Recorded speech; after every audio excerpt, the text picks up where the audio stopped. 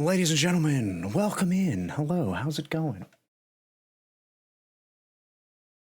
Oh, it's Tuesday.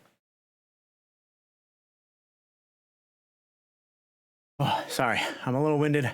I ran downstairs after getting some water. I realized I was completely out, but now we're good. We have a full thing of water. Well, okay, almost full thing of water. I did take a sip before I came back down. It's close enough. It's close enough. We're okay.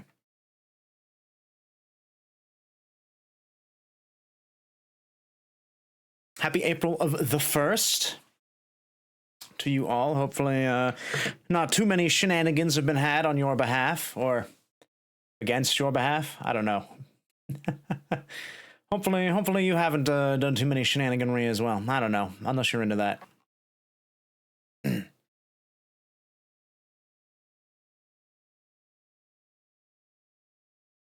My day's been good. My day's been good. Had a lovely walk. We had a nice break in the rain. Thank goodness. What are we into? Shenaniganry. You know, the general stuff. Goldie, let's chat. As it is April the 1st, after all. Hello, everyone. Shenanigans. Yes. Welcome in. Ah, yes. Yeah, the new model, brand new model, finally revealed. Look at, gazing upon it in awe and amazement. Here it is. Super secret first look stream. Yes.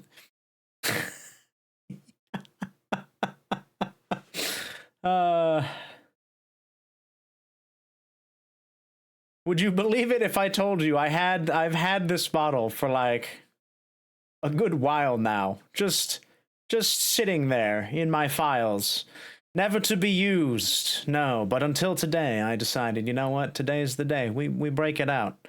We break it out. Today is. I kind of got the idea from another friend who has a similar thing, but it's a 3D. It's a 3D head of Nicolas Cage, and it's a little bit more better animated, I would say, but. So this is going to be us for the evening. Yes, I think that's rather fitting.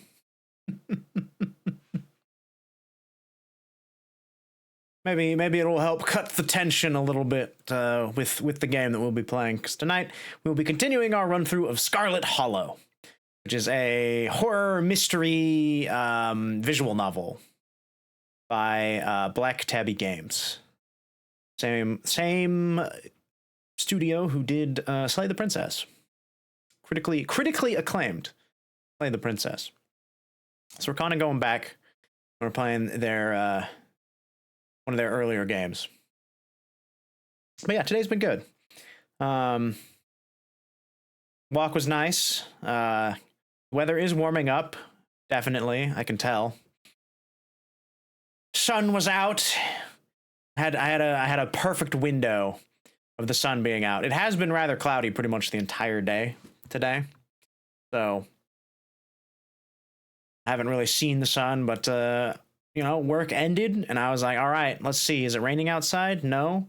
Goes outside. The sun is nice and shining, surrounded by clouds, but it was there. It was visible. Quite nice. It was a lovely little walk. I even kind of took an extra detour today. Went a little longer than I normally did. Mostly I was trying to wait out the male person. Because I saw them. They take the same route every day, right? And I saw them in their usual spot. So I was like, okay, I'm gonna take this little detour because they're not quite to my post box yet. I think that's like their sort through mail like spot or some such. I don't know. But they always stop there before they get to my mailbox in that one spot. So I was like, okay, I'm gonna turn off. I'm gonna go down this street because it loops back around on itself. It's not like a through street or anything, and I'll just walk down here and surely by the time I'm done walking this little extra stretch, they'll be done with whatever they were doing, and they'll boogie on out, and I can get my mail. Was not the case. Absolutely not the case. They were still, they just finished right as I got to them, and I was like, damn it. And at that point, I was only like, I don't know, 30 seconds away from my house, so I was like, I guess I'll just go back inside. That's fine. Thank you for claiming your daily concessions. I forgot to put on Ghost Chat. I knew I was missing something. I knew it. In my brain. My incredibly large and good-looking Nicolas Cage brain. I mean, not Nicolas Cage. This is the more realistic Zayden Rixiage model. Yeah, that's what it is. Hyper-realistic. The biggest of brains. God, I feel like I'm that fucking flying head from Repo. I just thought about it. Jesus Christ. Could you imagine? Oh my God. I want somebody to make a mod where the flying head in Repo is just a giant like Nicolas Cage head. That would be so hilarious.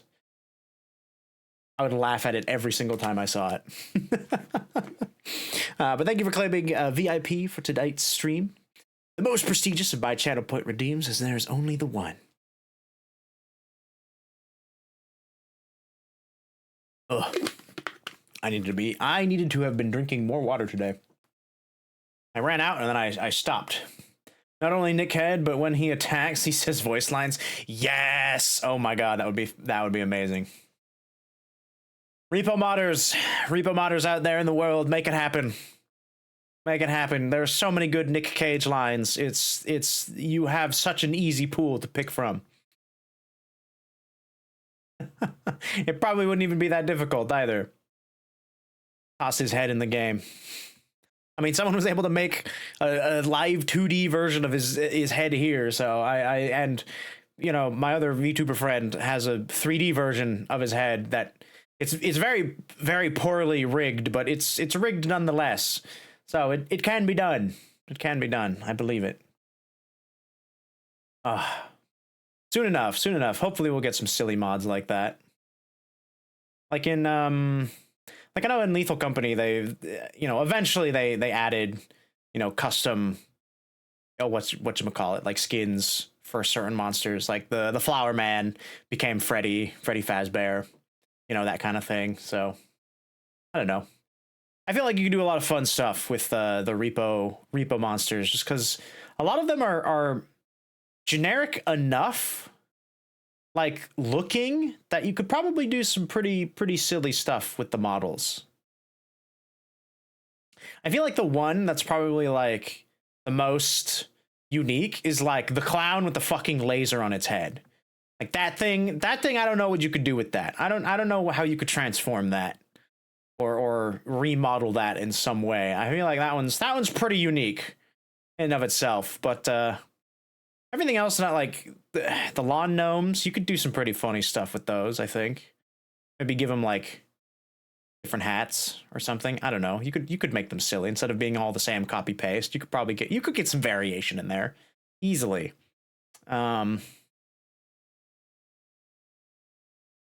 See the robe, the no face guy. It's just the basically big black blob with the grabby hands that yells at you. You can probably do something pretty funny with that. It's very innocuous. Probably make that into a Jack-in-the-Box, actually. That'd be terrifying. That honestly, I feel like would be more terrifying. I think anyone who's played Lethal Company, if they saw a Jack-in-the-Box monster in Repo, I feel like a lot of them would get a little PTSD, Ooh. I certainly would. God. I can't tell you how many times that thing's killed me in the stupidest of ways. Especially because we got to the point where, we had a mod where the enemies could leave the facility, right? And, most of the time it was fine, because most of the time you could deal with it still. But if a Jack-in-the-Box ever spawned on the map, it was essentially you needed to leave or everyone is going to die. because it will activate in the facility, and then once activated, it will follow you out of the facility, in which case there is absolutely zero means of resetting it. So there is a fully active Jack-in-the-Box just roaming around on the planet, and that has killed me a couple times when we played modded with another friend group that I play Lethal Company with every now and again. Ugh. And so it sucks because sometimes, like, I'm not even like in the facility, like I don't even know it's a thing. I'm just in the ship because I brought my loot back. I'm like, okay, I made 2 trips. I think I got a good amount of loot. I'll just wait to see if anybody else comes in and brings stuff. I'll monitor them on the thing, and then I just hear that horrible stomping noise getting ever steadily closer to my location. And I'm just like, God damn it. And I wanna give them a chance to get out. So I try to dodge it every time. And I feel like I just need to not. I think I just need to, as soon as I hear it, I just hit the button and fucking go. It's like, nah, we gotta go. If everybody's still in the place, I'd just be like, listen, it was doomed. No one was getting out of there alive. Only enough though, I'm a little excited. I just, right as stream was starting, I noticed one of them start up the Monster Hunter World benchmark. So I'm a little excited if they're gonna get Monster Hunter. I have another Monster Hunter buddy to play with that hasn't played yet, because I'm kind of out of stuff to do in Monster Hunter. I've hit that point, right? I have all the end game like gear that I want for now. I have a good build that I enjoy playing. I have the decorations, everything's upgraded. I'm kind of just like, if other people need to farm stuff, I'm there to help. That's where I'm at with Monster Hunter until the new free update that's coming out later this month, that they spoiled, I think, like a week ago. It adds a couple new monsters and just new equipment and stuff. Until that comes out, I got nothing to do. I got nothing to do with Monster Hunter. Not for myself, at least. But hey, if somebody's starting out brand new, that's an easy way to get some more hunts in. Because honestly, with Monster Hunter, it's my greatest enjoyment for that game is just hunting with my friends. I don't really care for like trying to get the most min-maxed damage or the best loot or gear or whatever. I don't know. It's not really loot. You're not looting stuff, because it's all just crafting. Well, I guess you are looting like mob drops that you then craft. Okay, so I guess all right, there's a little bit of looting. There's a little bit of looting, but you get what I mean. That's not the part that draws me, slaying the monsters and carving up their bodies to make pants, because that's kind of the joke. I can't tell how many videos I've seen about like people talking about Monster Hunter, and it's just like, you just slay monsters and you make pants. You think that's where you're at with games? Yeah. I've gotten to that point. I have so much more fun with a game if I'm playing with people that I know and that I enjoy company with, like I tried playing Monster Hunter with just like random people. Like I just went into the game. I went to the a recommended lobby. It's just full of other hunters, but I didn't know any of them. And, we did some hunts together, with those people, but it's just like, I didn't talk to them. I just hunted, and I didn't have the same sparkle. It just invites more laughter and good times. Exactly. We've gotten to that point. I've gotten to that age where I remember all the good times, going to LAN parties, hanging out with the guys late on a Friday night, playing Left 4 Dead versus mode. Oh man, does anybody remember Left 4 Dead versus mode? The OG, not Left 4 Dead 2. OG, Left 4 Dead 1 versus mode. Man, I had so many good times in that game. I had a crew. I had 3 other buddies that I consistently played with in that game, and we got like kind of scarily good. Like it was rare that we would fuck it up. You know, we would go in. We knew all the levels. We knew where all the stuff was. You know, we knew how to counter all the guys, and you know, the occasional like, okay, there's usually maybe a tank spawn here, so get ready for the tank spawn. It's like, oh, there's a witch here. Okay, we gotta be careful of that. Like, let's wait for them to make a mistake, or are we just like run through it and hope that, you know, one of us doesn't get hit right next to the witch. Like, hopefully they're not smart enough to utilize this incredibly overpowered zombie to their advantage. Never did 2 for you was going with 3 friends. Hell yeah. Each one's been fun. Best way to get used to new people.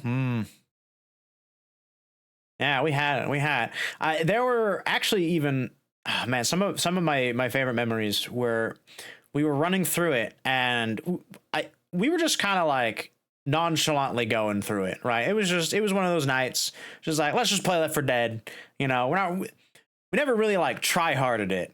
It's just, we're just gonna play through it, right? And oh man, we were just, you know, going through it. One of us got boomered, right? So we were covered in bile, and when that happens, if you've never played Left 4 Dead, because it is kind of an old game now, so it is understandable if a few people out there haven't experienced the greatness that is the zombie survival shooter game. Your screen gets all like wonky, and it becomes a little difficult to see, I would say. For most people, you know, you can still kind of make out what's going on, but it definitely, you know, impairs the screen to a degree, right? And we had been playing for so long at that point, like, it was negligible, right? The screen being all warbly and like green tinted, that wasn't the bother. The bother for us was like, oh, now we have a horde of zombies we have to deal with, in addition to the shenanigans that are non, you know, computer player zombies are going to be trying to pull. So I get covered in bile. I'm gunning down like a horde of zombies. My teammate gets jumped by a hunter, which is just a special infected that will leap on you and start like tearing your face off. That's basically the long and short of it. And while you're like that, your character's incapacitated, so you need a teammate to come over and either shoot off the hunter or do a melee attack to like knock them off. And my teammate immediately gets hunted as soon as I get biled, and you know, we're fighting off zombies, and I almost immediately like knock the hunter off and like end them, because you know, there's a lot of audio cues as well. It's not just all visual. Like, you can hear the hunter screaming at you as it is soaring through the air. It is very noticeable. So I heard it, and then, you know, I'm talking with my teammate, because at the time we were using Skype. Oh my God, can you believe it? Anybody remember Skype? Oh, that's a time for another era. We were on Skype, so we were talking with each other, like, there's a hunter on me. I'm like, okay. I turn around, I smack him off, I shoot him in the face, and then I move on. And lo and behold, after that round, because there's a little period in between where you can like chat with your, like, against the enemy team. There's like a live chat, and lo and behold, they were like, bro, you guys are hacking or something. They literally called us out for hacking. For what? It's just, we're just good. We just know, we can recognize the signs that somebody is in peril. And it's just like, what? It's like, you were boomer biled. You shouldn't be able to see it all. And it's just like, but what? That's not how that works. Bro, you've played the game. You're not completely blinded. Yeah, it's like, you have like a TikTok filter over your screen. It kind of makes it look a little underwater, and it's slightly tinted green. But I mean, like, come on, dude. Don't be salty just because we're owning you. Oh, it was so funny. They could not let it go that we were able to like get out of that situation so easily. And it's like, it wasn't even that like tactically sound of a situation. Like, you jumped on him literally next to me. Like, yeah, maybe if you jumped on, you know, one of our teammates that was like off to the side somewhere that wasn't easily like gettable, but he was next to me. Yes, I'm still surrounded by a bunch of zombies, but if you're literally within like kicking distance, I can very easily just turn, kick, and then go back to, you know, shooting. It's not out of the realm of possibility. It was so funny though. We were cracking up because we knew at that point they were tilted as hell. So it was kind of just easy street from there. We could just casually like start just fucking with them at that point. It was glorious. Good times in that game. But yeah, the good old days, playing with the buds. That's what I long for. And the occasional single player experience. Occasional. I don't mind it every now and again. Like visual novels, it's a good time going through one. Which is kind of like why we're doing it now. That's our Tuesday game. That's the experience I kind of wish to bring to the table here. That couch gaming, you know? Yeah, Repo's super fun. Gotta play more of that. I've been thinking, because my birthday is coming up in a couple weeks. Exactly 2 weeks from now. My thought process is this. I'm gonna take both Tuesday and Wednesday off. Take those days off. Take them off for my birthday because I deserve them, I think. Also, I kind of have the extra days, and there isn't as much traveling going on this year than I thought. I thought I would be going to visit the UK again, but those plans kind of fell through, so it's fine. I normally get plenty of days anyway, but I might as well use them, right? So the plan is this: we're gonna get those days off. I'm gonna stream earlier. That way, during the evening, I can actually go out and have a nice dinner, a nice birthday dinner. I'm gonna go to my favorite burger place. That's local. The local burger place. It's my absolute favorite. I haven't been to in ages. I feel like I haven't been there in a year plus. I can't remember the last time we went to this place. I don't want to say it because it'll dox me a little too hard. But just know, if you ever come to visit me, I'm taking you to this burger place because it is gold. It's wonderful. So I'm probably gonna get one of those. That being said, though, because I'm going to be streaming earlier, we could probably do some collabby shenanigans with some friends that I don't normally get to collab with during the week. I gotta ask around though. We gotta figure out some stuff. Luckily though, it is 2 weeks away, so I have time. We have time to plan. Oh, we gotta get on it. We gotta get on it. So I'll probably be doing that this weekend, sending out some feelers, see what people are up to in a week or so.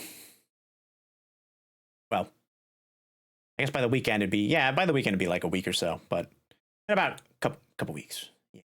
Yeah. Also, I've managed to scrape around enough moolah from maybe a side hustle or two. We have ordered the iPhone. I will be getting iPhone tracking soon. I forgot. I meant to check where it was at in the shipping process. I think I'll be getting it tomorrow. Possibly Friday. Track my package. Where are we at? Arrived at the carrier facility. Alright, still set from the 2nd to the 4th. Alright, so no new updates as of today. That's kind of a bummer. But we might get it tomorrow.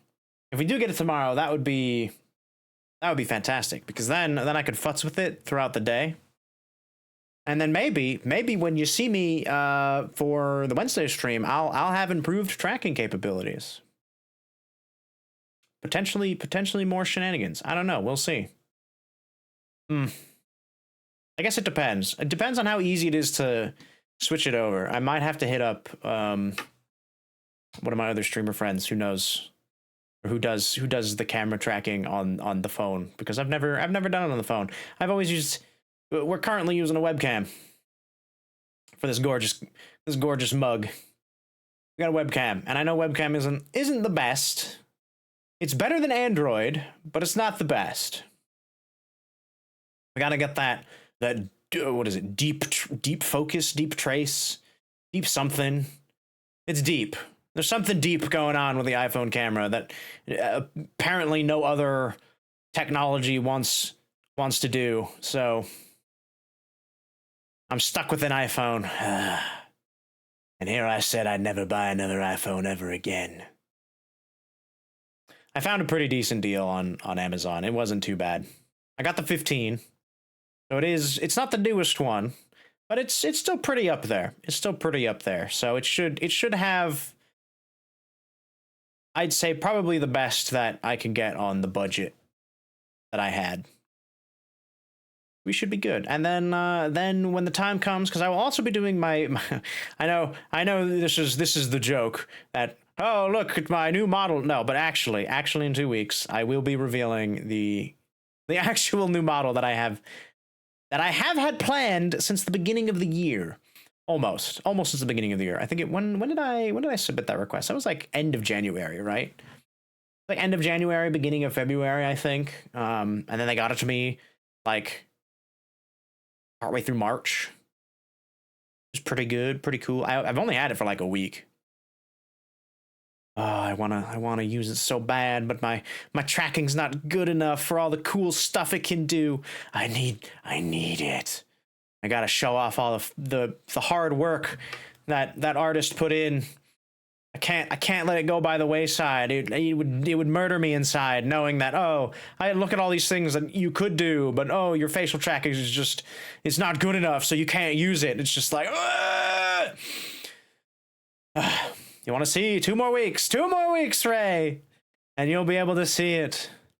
I'll probably drop a little bit of a spoiler, probably next week. I'll work on a little trailer video or something in the coming days. 2 more weeks. That's right. You gotta wait 2 more weeks. I'm gonna be revealing it on my birthday. That's the special day. And then we'll be playing games.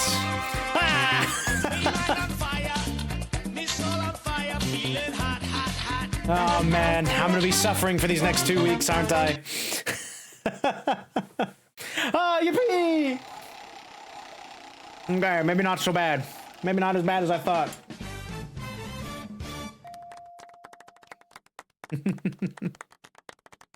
Oh, old timey mode. Wait, how's that gonna work with this model? I mean, okay, we won't get the full effect because I don't have the special shaders go on here, but you know, we should have the rest of it, yeah. It works, okay. Yay! All right, cheers for the honey. We got most of it. The voice mod still works. We got the film grain, the old timey projector.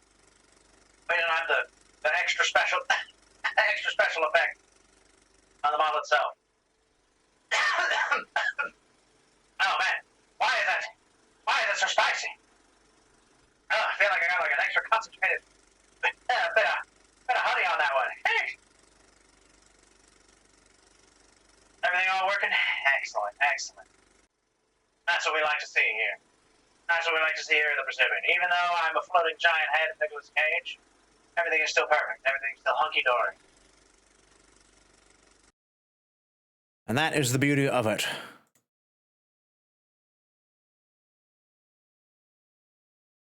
Oh, and now we're back. We're back to the future.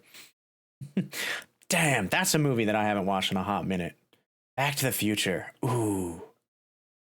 That was a classic movie. Oh my god. I can't tell you how many times I've seen that movie. Not because, I mean, I do like the movie. It's a great movie, don't get me wrong. But my younger brother, he is one of those kids that once he wants to watch something, he will watch it to death. We watched that movie like probably on a weekly basis back in the day. And realistically, I feel like my parents probably shouldn't have allowed it. Because if you've seen Back to the Future, it has some pretty, adult themes in it. And he was still a pretty young lad when we first watched it. But yeah, it happened. That and Jurassic Park. I'm surprised he was able to get through that without having like too many nightmares.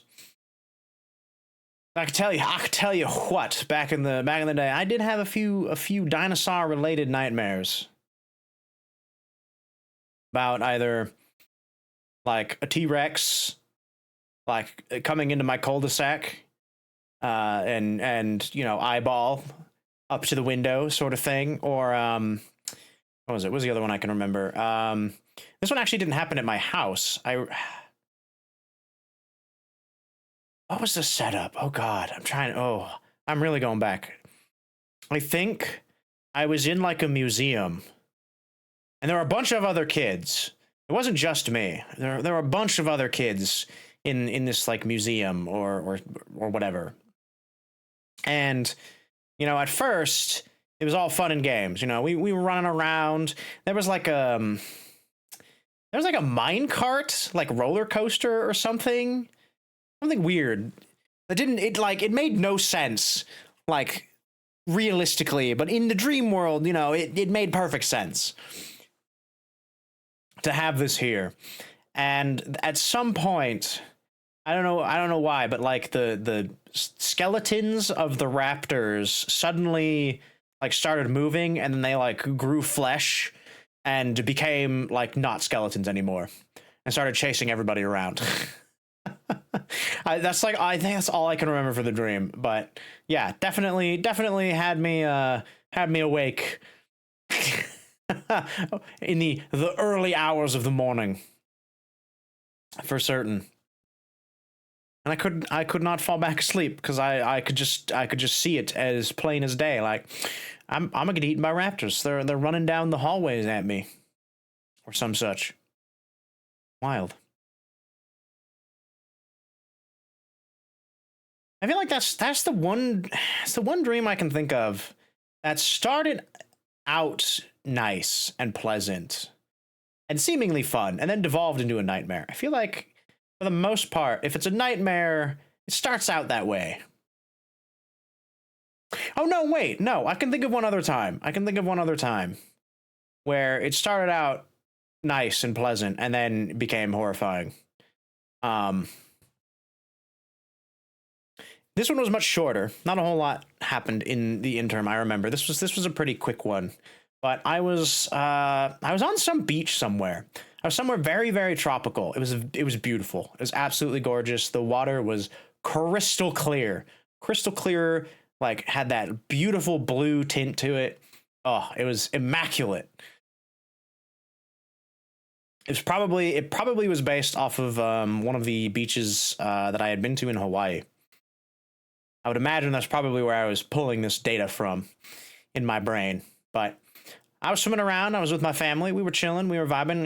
We were just looking at the fish. It was all fun and games. It was great. And then off in the distance, not too like horribly far away, but it was definitely far enough away where it was just like, oh, you could definitely see it coming. This enormous box jellyfish. It was huge. It was like person-sized box jellyfish. And it was funny because it wasn't like, I know box jellyfish, they're normally like small. And I don't think they are actually square. Or are they? Ray, you might need to confirm this for me. I can just look it up. No, box jellyfish still look kind of round-ish. By the look of it. By their box-like cube body. Okay, you say that, but I'm looking at it and it still looks like a bell. I can kind of see a square in the inside, like the innards are a square, but the general shape is still Still looks like a sphere. But in any case, the reason I say it was a box jellyfish was because it was literally a square. It looked like a ravioli. Just like slowly like wiggling its way towards me. Because, I mean, I don't really know how else you could describe a jellyfish swimming. Just kind of like wiggling. And I was like, oh, shit, that thing's huge. I need to get out of the water real quick. And then, because this is a nightmare, I realized I couldn't move anymore. I was like paralyzed or something. I don't know why, because literally not but like 2 seconds earlier, I was swimming like a fish through the water, just enjoying myself. And then all of a sudden I see this enormous jellyfish wiggling its way towards me. And then suddenly I'm locked in. I'm frozen in place. And I'm just like, I can't move. I'm gonna get stung. Oh God. And I'm panicking in the dream, obviously, because it's just inching ever closer and closer. I don't think it ever actually got to me. I'm trying to remember. This was a very long time ago. But it was vivid enough where it's still in my brain. I don't think it got to me, though. It got close enough where I think I just woke up out of just like panic because I didn't want to get stung. That, or I've never been stung by a jellyfish, so I don't really have like a real world, I guess, whatchamacallit, like parallel to. Most of the time when you're having a dream, it's based off of stuff you've seen in one way or another. Same with like a lot of the feelings you get, I feel like. At least that's my experience. You know, I'm not gonna, try to tell you how to have your dreams. It's just in my experience. That's what it seems. And because I've never been stung by a jellyfish before, I think my brain was just like, okay, well, we don't know what to do for this next part, so I guess we'll just shut it down. We'll just turn it off. Which, if my brain was braining right, they probably could have used the pain from like a bumblebee, right? Because I've been stung by a bee before. A couple times, actually. Wait, have I been stung by a bee a couple? Has it only been the once? Hold on. Have I only been stung by a bee once? No, I've been stung twice. Once was on my arm, because I remember I could clearly see the sting. Oh, that was painful, but not as bad as the second time I got stung, which was oh God, I don't even, how do you describe this? It's the back side of your leg on the opposite side of your kneecap, right where your leg bends. I was sitting in a chair. We were throwing a block party, right? I was sitting in a chair. I was kicking my legs because I was a little kid. I was very young. I think I was only like, I don't know, 5 or 6 years old. And at some point, a bee flew in between that bend in the leg, and I just, I squeezed it a little bit, and it probably freaked out because it thought I was gonna crush it, even though I had no idea it was there, and it stung me, and oh, it was bad.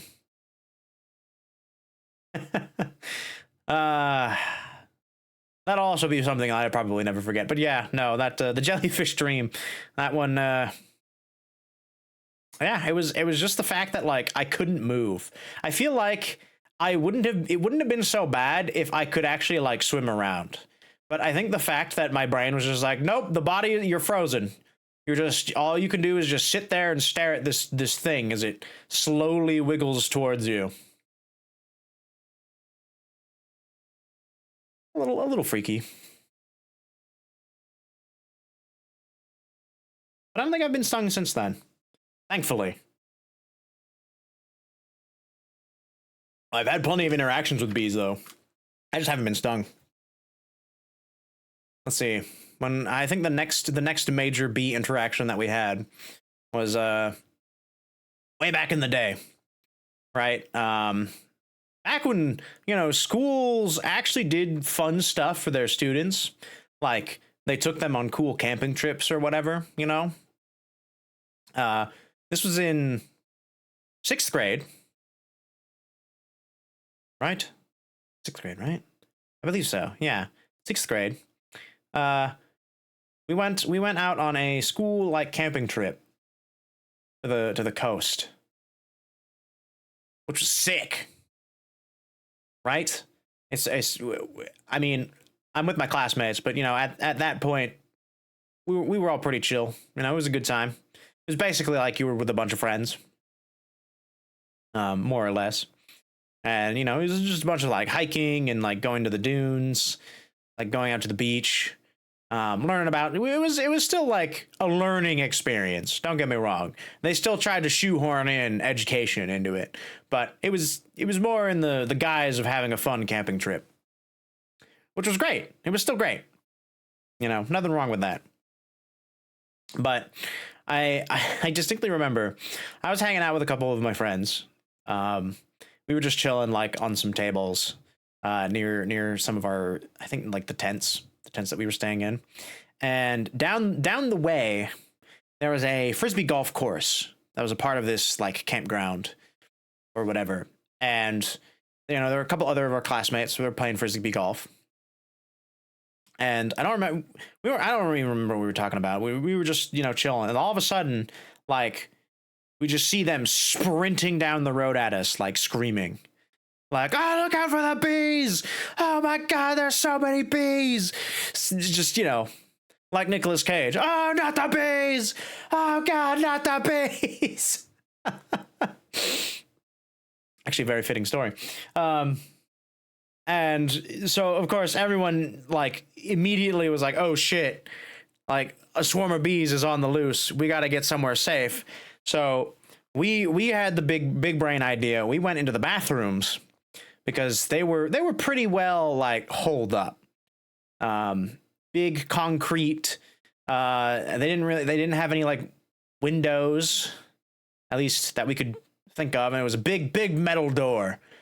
So we took solace, we took sanctuary in the restrooms, and we chilled there for a few minutes. And after a while, we got the all clear. But apparently, one of them, when they threw the frisbee disc, they hit a bee's nest. Is the story that we heard. It's like, damn, that is either incredibly unlucky or you just have that good of aim. I don't think they meant to do it, but I'm pretty sure it was a freak accident. But yeah, that was an interesting like few minutes there. We were just hanging in the bathroom then for like 5 or 10 minutes, I think. Kind of funny. Oh, I miss those days. After that, there was like nothing to look forward to. Welcome in. Yes, Zim. Behold, my new model. This is the hyper realistic Zayden. This is my actual face, just in live 2D. I am the Nick Cage. Yeah. But welcome in. I hope you're doing well.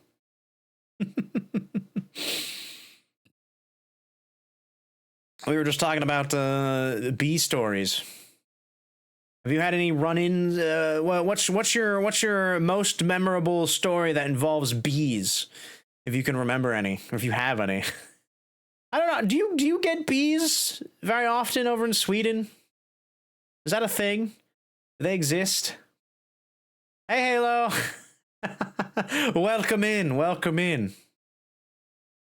Yes, happy April 1st.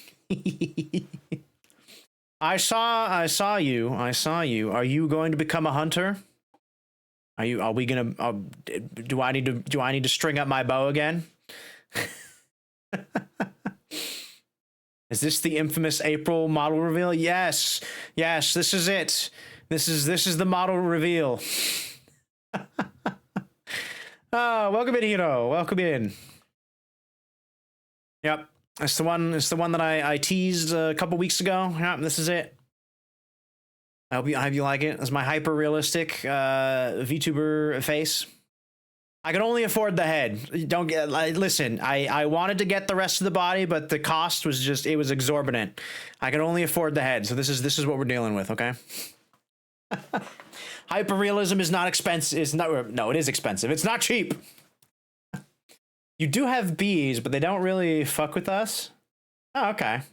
Most of them have their own nests in the forest, so you've never had a problem. Oh, nice, nice. Nicholas, Zayden Cage. Yes, I'll be changing my name soon.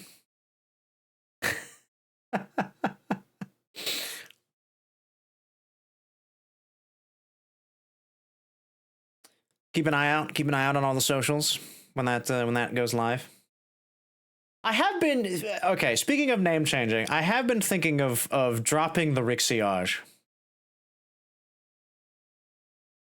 Because I think Zayden does exist on Twitch without it, and I think it's available.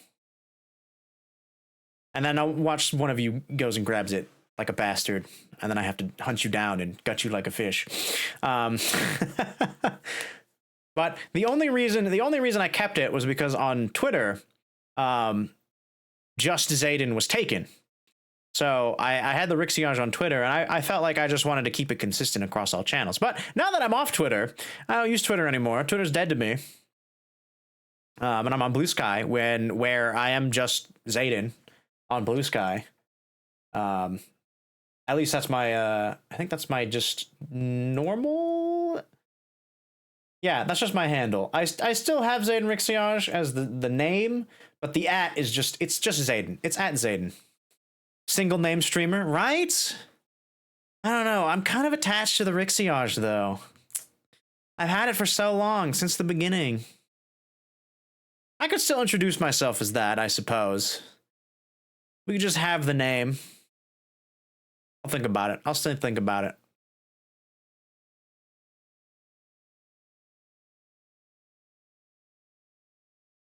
Real quick, though, I am curious. Would I...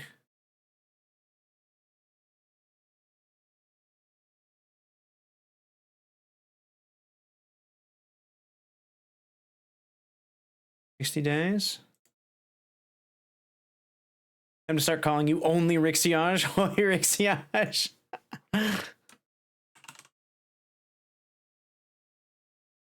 Oh, actually, wait, no. The username is unavailable. Never mind. I guess I can't drop it. We're keeping the Rixiage. Wait, who has just Zayden? Where? Hold on. What? Now I'm curious. Who is twitch.tv/Zayden? Oh my god. It's some rando. They have one follower. Boo, dude. How dare they? Oh, last I checked there, it was available. I guess in the meantime, it has been a while since I checked, I suppose. Damn. I should have grabbed it. I knew I should have grabbed it. I hesitated. I hemmed and hawed over it. And now I'm locked in. Oh, well. It's fine. I'll get over it.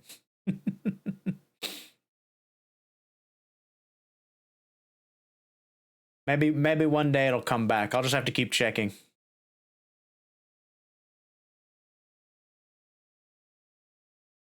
I could shorten it. Maybe we could just do Zayden_R. Nah, that sounds dumb. Nah, we'll keep it. We'll keep it. It's fine.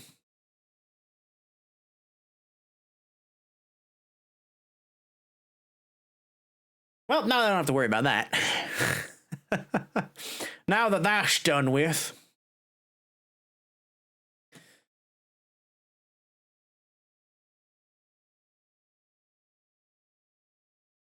You heard some streamers got their name after contacting Twitch because the person that had it was an inactive user / bot. So maybe one day, maybe.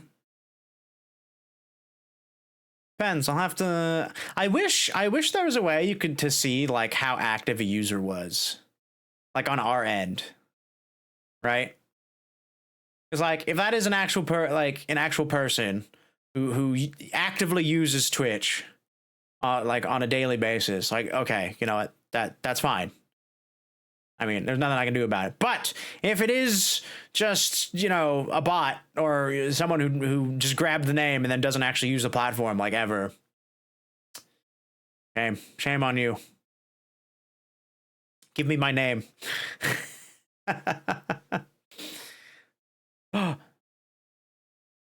Oh, I see Halo in the wilds. Halo, I see you. Good luck. Good luck on the hunts. If you're still out there, I wish you the best.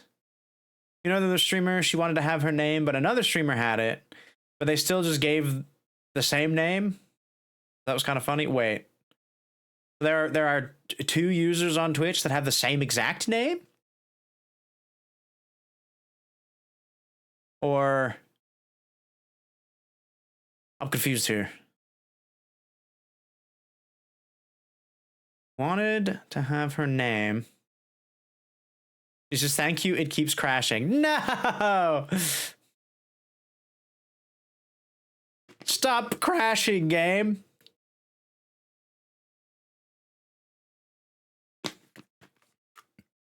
It is a chunky game.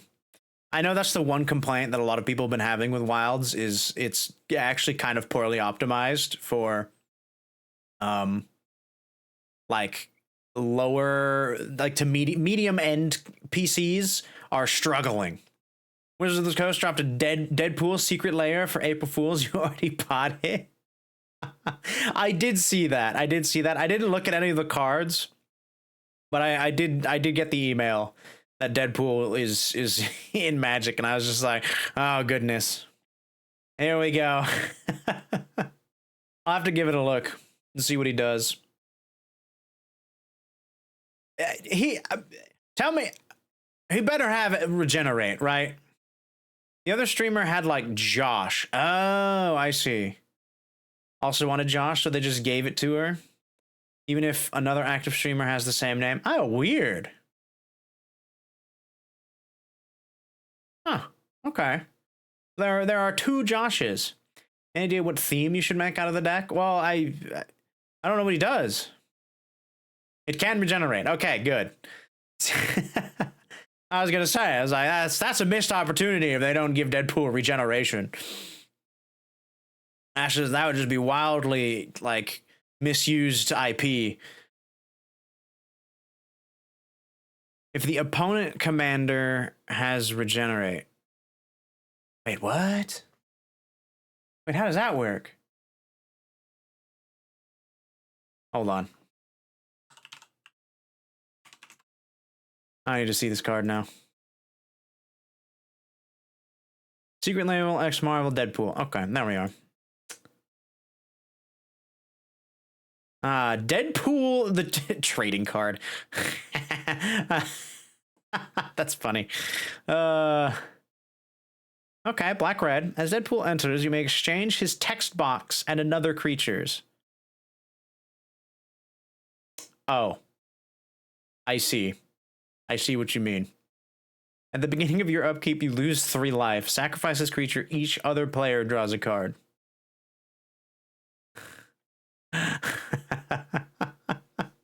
Oh my god, that's diabolical. Deadly Rollick. If you control a commander, you may cast the spell without paying its mana cost. Exile a creature. Okay. Saw in half. Oh my god. Destroy target creature. If that creature dies this way, its controller creates 2 tokens that are copies of that creature, except their power is half that creature's power and toughness is half that creature's toughness. Round up each time. Don't try this at home, kids. Magic is super dangerous. Blasphemous Act. Okay. They gave reprint of Blasphemous Act. Vandal Blast. Fair. Okay. Interesting. Interesting. Show me like one of your French cards.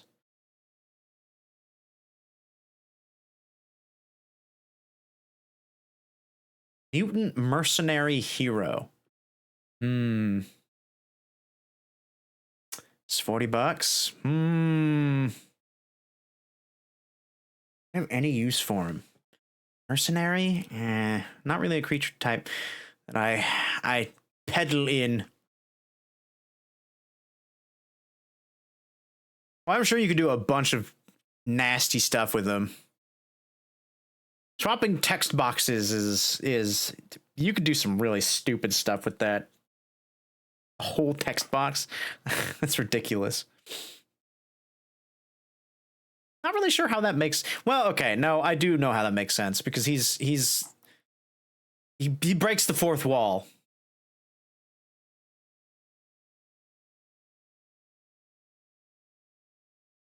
On half is black. What a weird card.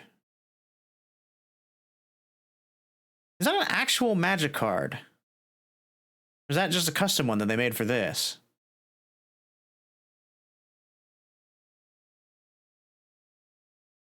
The hacker Deadpool?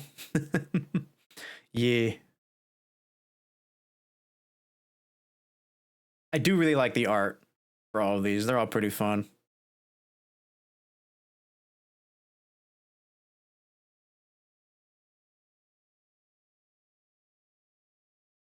I just noticed the Vandal Blast is destroying a Black Lotus. Oh my god. Oh, that's so funny.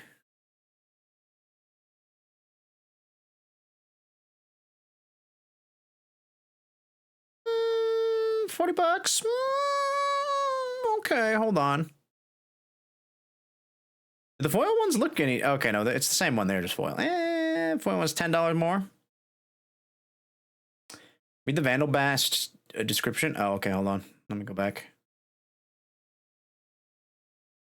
Oops. Look at me, I'm Chandra Nalar.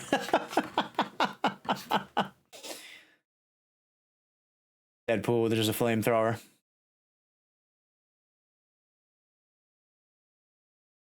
What's the text for Rollick? Let's see. I normally charge for my merc services, but I just can't say no to someone who controls their commander. Nice. You might be wondering why I've killed the Marvel Universe yet again. But the real question is, how am I breathing on the moon? Blasphemous act. Okay. God, I kind of want that blasphemous act just for the fucking text, dude. That's funny as hell. Your commander is trash, but mine is now yours. Okay, you know what?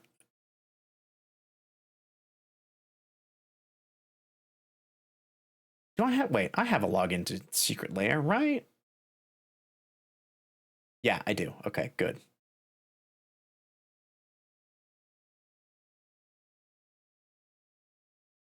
All right, you've convinced me. To the lounge. Oh, right. God, I haven't gotten a Secret Lair thing in such a long time. I forgot that there's like a waiting. There's a queue, brother. I have to wait like another minute to get into the website? Oh, what is this? I was in it just fine. As soon as I log in, it's like, oh, you're in a queue now. Oh, I should have just continued as a guest. Important. Stay on the page to hold your spot in line. Want to keep browsing? Click here to open a new site in the tab. No, that's fine. I mean, I guess it's a way to keep, you know, traffic to a minimum or whatever, so they don't overload their website. It is what it is. We'll probably sell Deadly Rollick after a long while just to get your money back. Hope part of it. Yeah, that's fair. It is a funny looking card, though. Anything with a unicorn on it.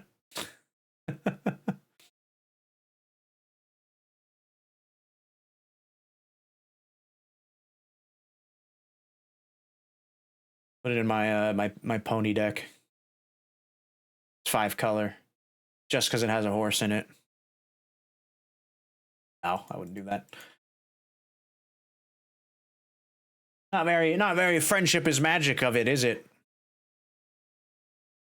That's the true point of the deck. Okay, there was a sound cue. What the hell? I don't remember that being a thing. It's your turn. Thank you for waiting. You are now being redirected to the website. Am I now? Am I now? You're almost there. You will be redirected to the website as soon as possible. Ah, okay. There it goes. Stupid thing. It is fun for you. It is. I do love it. I need to play it more. Well, it is a silly deck. Ah, there we go. All right. Finally, I'm in. Shipping begins April 3rd. Oh, dang. Okay, they're actually shipping this out pretty fast then. At the moment, it doesn't say Target. It could probably bypass Hexproof and Shroud. Wait, does it not say Target? I just assumed it said Target. Hold on. I check out information. Yes. Fine. Wait, $12 for shipping? What the hell? Brother. That's obscene. Okay, I'm starting to rethink this. No, it's fine. It's still obscene, though.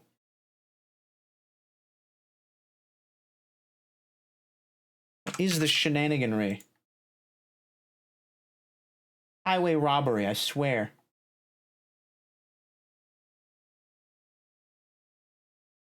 Right? It's literally the only option, too, which is a bunch of baloney.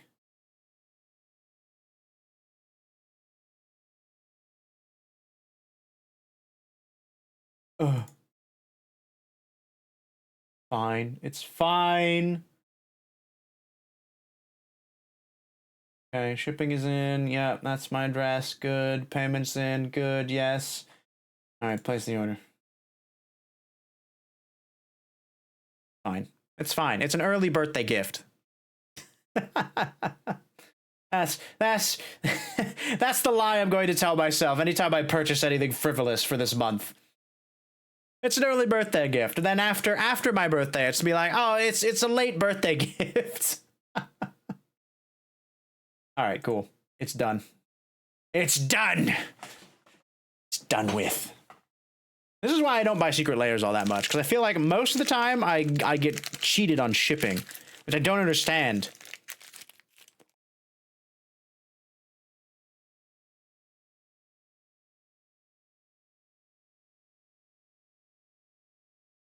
The state I live in is the headquarters for Wizards of the Coast. Why am I paying so much for shipping for their products? That's ridiculous. 6 months later, it's a very late birthday gift. Exactly. See, Mephisto, you get it.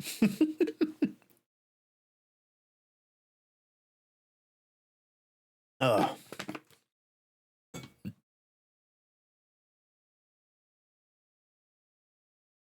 It is what it is. It is what it is. I'll find a spot for those cards.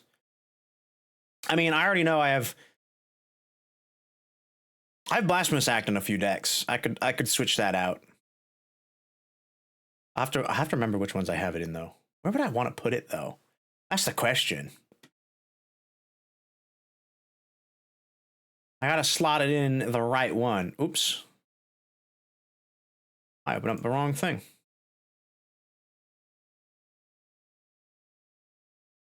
I think I have it.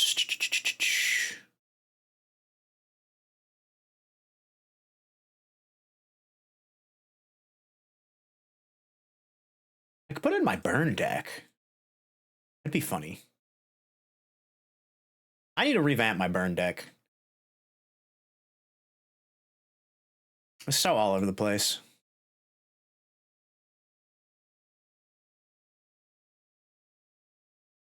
Turn him into a commander. He would be a funny commander. Black-red commander. You could do some silly stuff with that. Red's got a lot of chaotic cards. Black has a decent amount of chaotic cards. You could definitely fit it in the theme. Conti and Natali. Yeah. I mean, you could make it. I know most of the Steely stuff is in blue. But black and red do have a few steely things. You could make it like a trader deck. I don't know. I think that'd be kind of funny.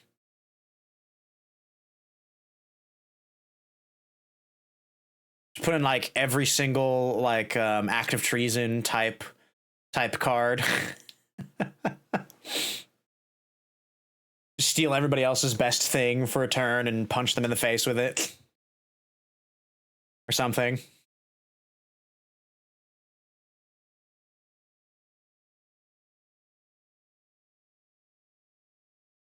He's a mercenary, so you could be an outlaw. Yeah, that's true too.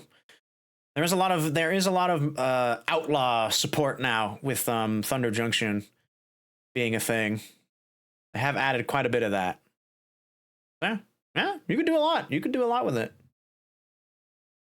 The possibilities are endless, almost, because there's so many cards in Magic now. Kind of insane.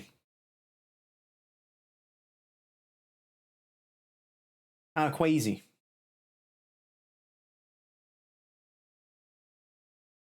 So you don't know what kind of commander deck it'll be? Yeah, that do be the struggle. That do be the struggle. I have been thinking to myself like I wanna build another new deck, but I don't know what I want to build. And then anytime I like look up something, I'm like, I don't really like that sounds cool, but at the same time, it's like, but somebody else has already built it. I want to feel like I've crafted this originally, like without any influence. We'll see. We'll see.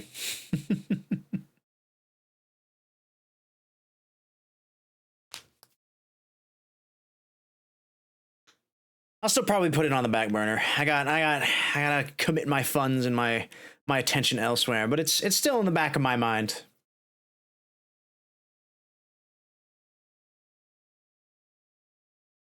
We'll get there.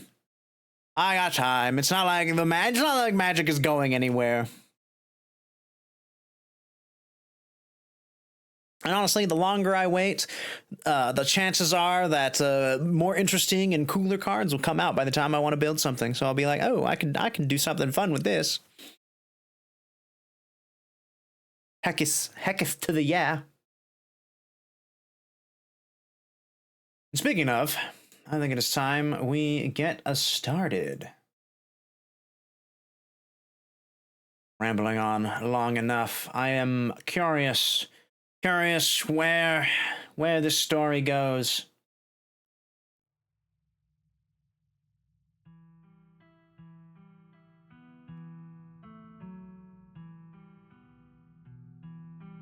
Oh, right. I need to get the content warnings again.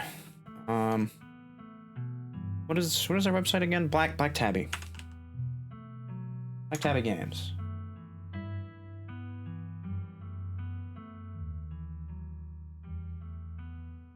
Content warnings. Scarlet Hollow. I think we're still in episode 1. I don't think we've loaded into episode 2 yet.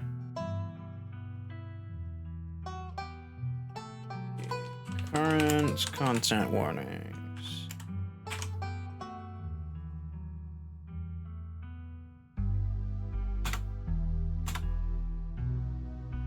All right, we'll toss this in chat. We'll pin it.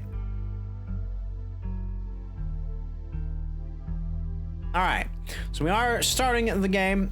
These are the things that we may find going forward. So if any of those give you the ick, I get it. It's chill.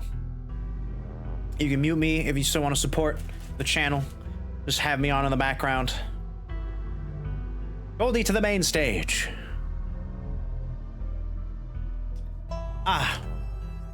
Oh, shoot. I don't have any of the triggers on this model. Oh! You didn't see that. Oh, gotta move my fat head over manually. Oh my goodness. Getting a little low tech here, but that's okay.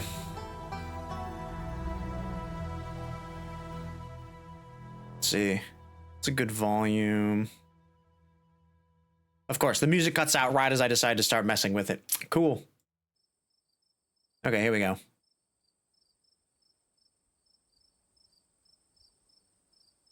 Let me know if there are any audio issues or if something seems a little too loud.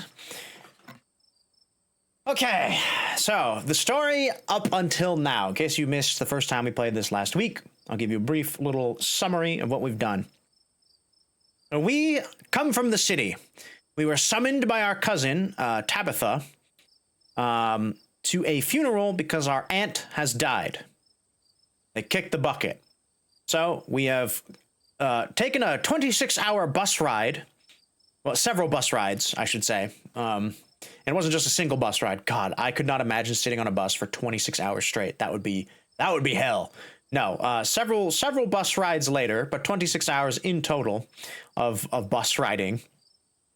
We come to Scarlet Hollow, a quaint little town way up in the mountains at the end of the line, and the bus only comes on Mondays. It's that out of the way. Even a regular bus schedule. So we've come to town. We met with Tabitha. She took us to our ancestral home. Apparently there's some bad blood between our character's mother and our aunt, that side of the family. So our mom's sister, they had some bad blood. You know, they didn't get along too well. So our relationship and Tabitha's, our cousin, are a little strained, you know, but she summoned us here, so we're here. We're gonna, you know, mourn the death of our aunt. And but in the meantime, we're hanging out with Stella. She's a YouTuber. She hunts cryptids and the like. You know, vampires, all sorts of monsters, creepy crawlies, out in the woods. Tries to find them with her dog Gretchen. Whilst out in the woods looking for the skunk ape, we ran into some other kind of creepy crawlies that we can't quite explain. They're kind of like clay men, little clay baby men. I don't know. One of them was trying to steal Gretchen, and then the other one was trying to steal Duke. Duke, I think, wait. What is his name, right? Yeah, it is Duke. Oh, it's right there. It's right there in the thing. His name is Duke. He's kind of the local, like, old, crotchety farmer dude. We managed to shotgun one. We kicked the other one. They all scampered away. And now we're this is the aftermath. That's where we are. All right. Wait. Is this history? What is this? What is this?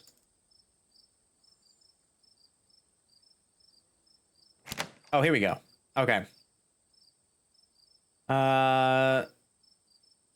Right, okay, so they got away. We hit one, but it limped off. We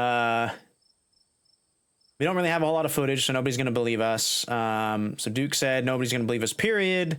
Even if we drag the mangled corpse. Got my bird, and we still got our lives. I'm calling here. Okay, so Duke is leaving. Stella's a little kind of... But maybe... Let's not count our chickens until we're out of the woods. Stella, you froze back there. You're not going after that thing. Remain silent. Oh, and I was making a joke because apparently there's a remain silent in like almost every single of these choices. If I'm going to go play through this again, I kind of want to do a silent run and see where that takes us. I might do that on stream. I feel like that would be a very quick game. I feel like I'd die very quickly for that. I don't know. Maybe it depends on the skills that I take. I don't know. We'll see. Getting cold feet, Duke. Those things have been after your birds.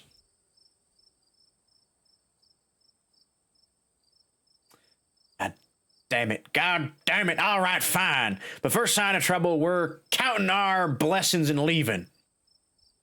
Okay, see, you know what? That's better. That's better, Duke. Then let's go. Stella doesn't wait for Duke to respond. She holds Gretchen close and starts running. You join Duke and Stella chasing after the wounded creature and into the darkness. Good God, there's tons of the damn things. Oh, there are a lot of them. Ew. Ew, dude. There are more of them. A lot more of them. They leer at you from the trees. God, I forgot how loud this game gets. Hold on. I'll make some adjustments. Just some lovely ASMR whispers for you. no longer hiding as they bellow their strange calls out into the night. Ooh, I think it's time. We need to get the hell out of here. What the hell are they? Where are they coming from?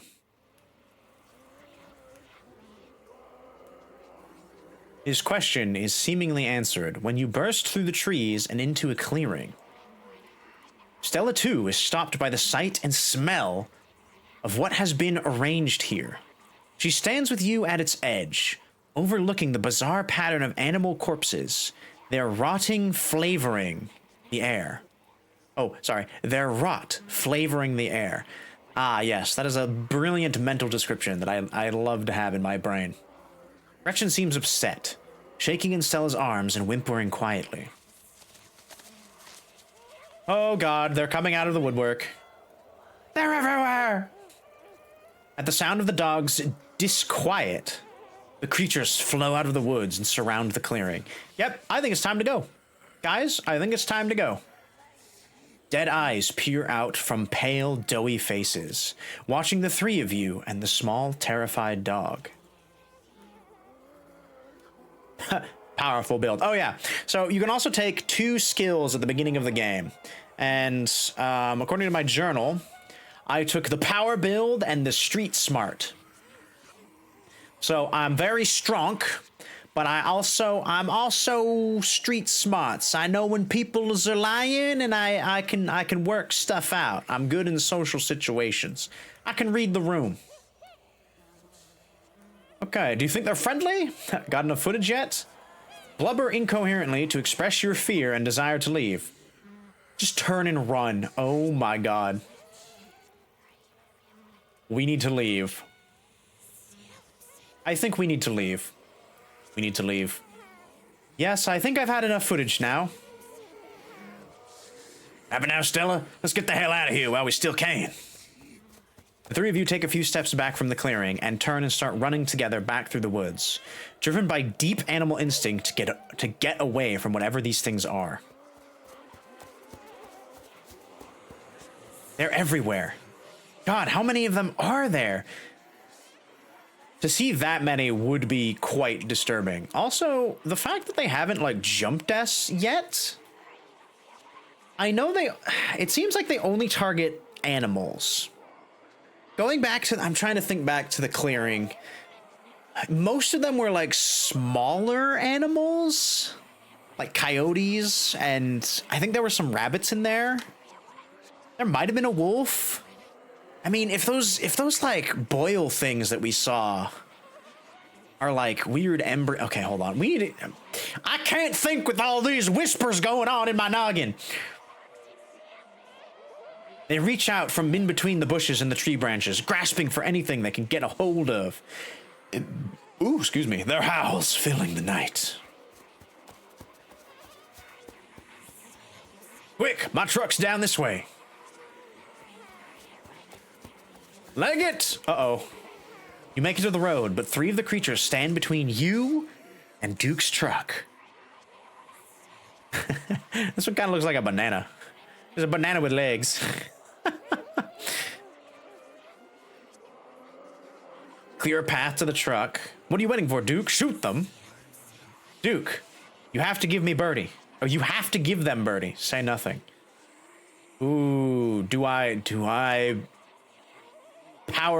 bulldoze my way through them? I feel like that might just get me killed. What are you waiting for, Duke? Shoot them. Shoot these creepy motherfuckers. Shooting them could cause them to freak out and charge us though as well. You know what? We're gonna power build it. Let's use our skill. We'll clear a path. Stay back.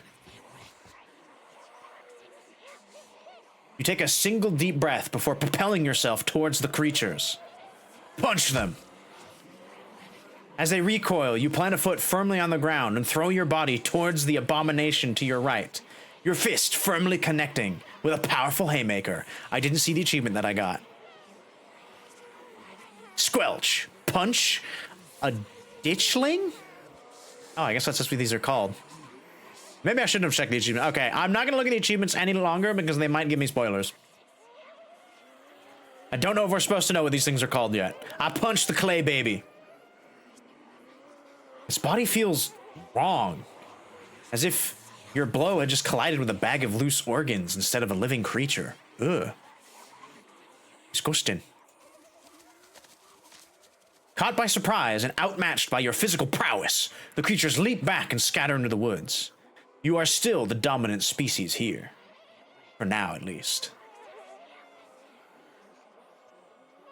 Now, Stella, I know you got trouble with vehicles, but I won't hear any nonsense about you walking back to town, you hear? Get in the truck. You sense the slightest bit of hesitation as Stella pauses on the path next to you. Wait. I know you got trouble with vehicles, but I won't hear any nonsense about you walking back to town. Ooh. Did she get in like a car accident, I wonder? Or is she just a bad driver? Okay. You squeeze into Duke's tiny two-seater truck, tucking your legs on either side of the gear shift. For such a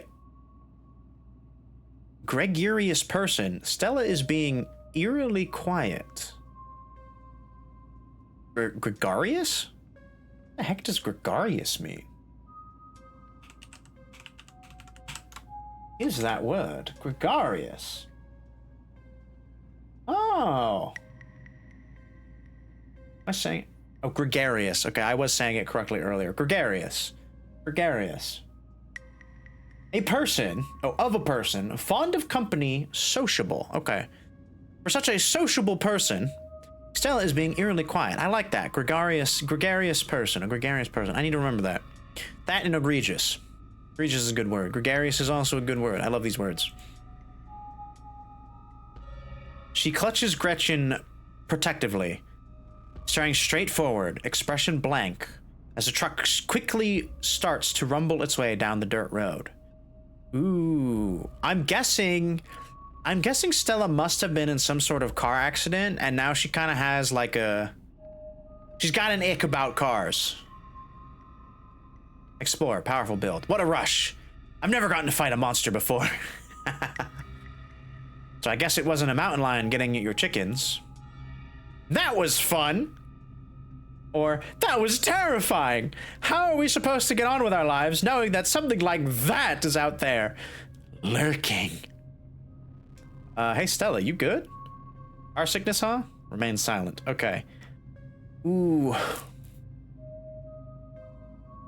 Burdened with the knowledge that one of these may cut off the rest of them, we gotta make sure the one that we pick is the one that we absolutely want, because it might be the only one we get.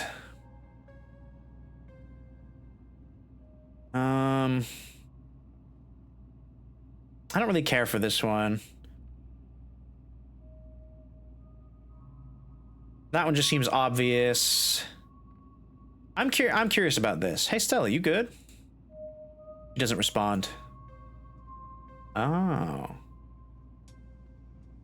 Duke, I don't think Stella's doing okay. Why so glum? I thought you wanted to find cryptids. Shouldn't you be overjoyed?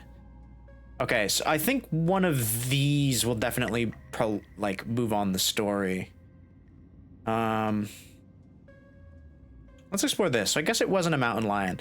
Let's start talking about it. I guess it wasn't a mountain lion getting your chickens. Yeah, I guess not. Can't say I know what I'm supposed to do with that information, though. Suppose the boy and I are in for some long nights trying to guard the rest of them from them things. Oh, okay. Yeah, that killed off all the rest of my options. Place a comforting hand on her shoulder. Reach out and rest your palm gently on her shoulder. She jumps slightly at your touch, but you can feel some of her tension ease, and she lets out a self-soothing sigh.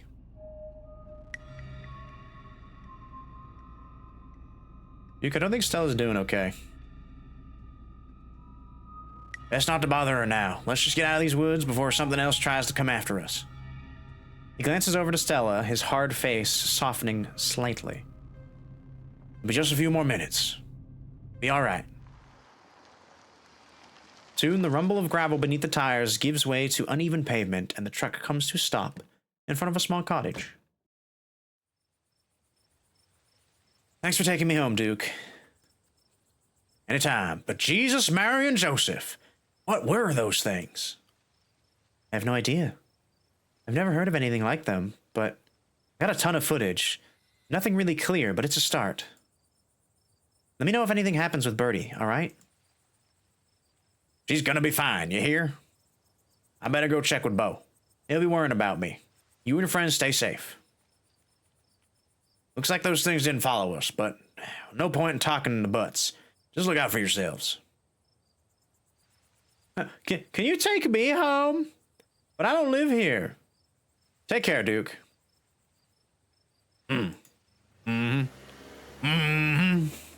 I'm a crotchety old man with a shotgun and some chickens. He's seen some stuff. He's a good guy, though. He's a good guy. I'm growing to like him. At first, I thought he was gonna be one of those hard ass, just old timers. It's like, my way's the right way. I know what's best. Don't go telling me what to do. That sort of thing. But he seems reasonable enough. He is just a little crotchety, and I respect that. Crotchetiness comes with age. And here you are, back in town, away from the woods with no one but Stella in sight. Your phone buzzes in your pocket. Now that you're back in town, you must finally be getting reception again. Oh. Message. Oh, no. Missed call. Where the hell did you go? Call. Where are you? Call. Whoopsie. 6 missed calls from Tabitha. And 13 text messages. Oh boy, we're in big trouble. Text her that you're okay. Text her she needs to calm down. Tabitha seems worried. Text her you're okay. You text Tabitha back and let her know you're okay. The message sits unread. Yikes. Tabitha's been blowing up my phone. I guess she must be worried about you. God, what a mess this night's been. Can't believe you punched one of those things. A brother, the primal fight or flight response, and I just came out swinging. I mean, to be fair, I did kick one early, so thinking back, I kind of felt like I could probably punch one of these things just fine, and I don't think it would be too much of a bother. They seem weak enough, If they were struggling to pull a gun away from an old man who also had a chicken under his arm, yeah, I think me and my incredibly powerful build could probably take 2 or 3 of those guys. Yeah. Felt like hitting a bag of organs. We should call the cops, right? What do you make of everything we saw? We'll go with this one. Not that that's something I've done, but it was just like meat suspended in jelly. It was barely held together in a stretched out bag. I don't think it had bones. Ugh. You got any bones in there? Got some bones? Maybe the bones had turned to jelly. Dang, and here I thought skunk ape sounded gross. So what do you make of everything that we saw? I don't know. I haven't seen or read anything about something like this before. Although maybe. We've got to find out more about those things. The library doesn't open for a while, so I'll research. So any real research will have to wait until the morning. That being said, there is someone in town who might have some useful information. My friend's mom. Her place isn't far. We should head over there for now before it gets any later. Okay, so let's do it. Sure, why not? Let's keep the nightmare going. I should check in on Tabitha. You can talk to your friend's mom. I'm going to bed. Screw this. I'm out. Silently follow. Ooh, do we keep going with Stella? Do we stick with Stella? I mean, I texted Tabitha, right? I texted Tabitha. I'm like, hey, Tabitha, I'm fine. Calm down. I kind of wish that my character would have been like, I went to town. I'm fine. I was out in the woods taking a hike. Like, give a little bit more context. Don't just be like, I'm fine. You know, that's not going to help anybody. That never helps anybody, especially if they've been blowing up your phone. Like, where the hell have you gone? Yeah, let's do it. Fuck it. Let's keep going. I like Stella. She's chill. Ooh, let's go. Hope she's still awake. Let's see. What time is it? It was like 10:30, I think, when I checked my phone. Aiden? Jesus. You and Stella turned to see shadowy figures staring at you from across the road. You didn't hear it approach. Okay. That's totally not spooky. And then the fact that it called my name out, is also a little disturbing. Am I gonna have to throw hands again? Welcome home. Before you can respond, the door behind you swings open. An older woman stands in the entryway. Go home, Wayne. I can't help you tonight. You look back and the figure is already gone. Disappeared into the shadows of the night. I'm sorry about that, Stella. Some people just can't be helped. What brings you out here so late? And who is this? Hi, Mrs. Forsyth? Forsyth? Mrs. Forsyth. What a name. This is Aiden. Is it okay if we come in? Of course, of course. You're in luck. I just put on a water for hibiscus tea. And for goodness sake, you can call me Sybil. We're an adult. You're an adult now, after all. Oh, Sybil. As in the Sybil system? Dun, dun, dun. Oh, she's an herbalist. Or, what are they called? No, I think that is what it is. Welcome to my little nook. It's nice to finally meet you, Zayden. I'm sorry to hear about your mother. Vivian was such a lovely soul. She's been sorely missed in the holler. And now poor Pearl Ann has gone as well. Do let me know if there's anything you need while we're in town. Okay, first of all, can you tell me who Wayne is and why was he like that? What was that about? That was can we not just like brush over the fact that a man came up behind us in the darkness and he looked rather affright? I should say he looked rather frightful. Who was that outside? Just a very sick man. You needn't worry about him. I kind of do worry about him. If there's a sick man wandering around the streets, I feel like that should be cause for concern. You knew my mom? Of course, dear. She was a good friend of mine for many years. She was a lovely woman. You should come by sometime. I can delight you with unsavory tales of her youth. I don't know if I need to hear stories about the wacky and wild hijinks my mother got up to while in town, Sybil. How did you know that she died? Oh, Pearl Ann was a chatty woman. Not much went on that I wouldn't get an earful of, bless her heart. I never met Pearl Ann. You don't have a pass... Oh, you don't have to pass your condolences to me. I have no feelings about the woman. We need your help.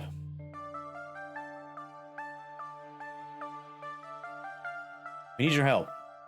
Ah, yes. I suppose the pleasantries can wait for another time. What's got you here so late? Why you seem troubled? You know about weird stuff, right? Unexplainable stuff? Go on. You ran into some creatures in the woods. These things. I don't even know how to describe them. Here, I can show you. Sel pulls out a camera and turns the screen towards Sybil. Ah, one of your little videos.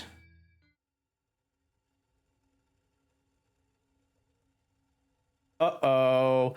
Uh-oh. That facial expression means she knows what it is.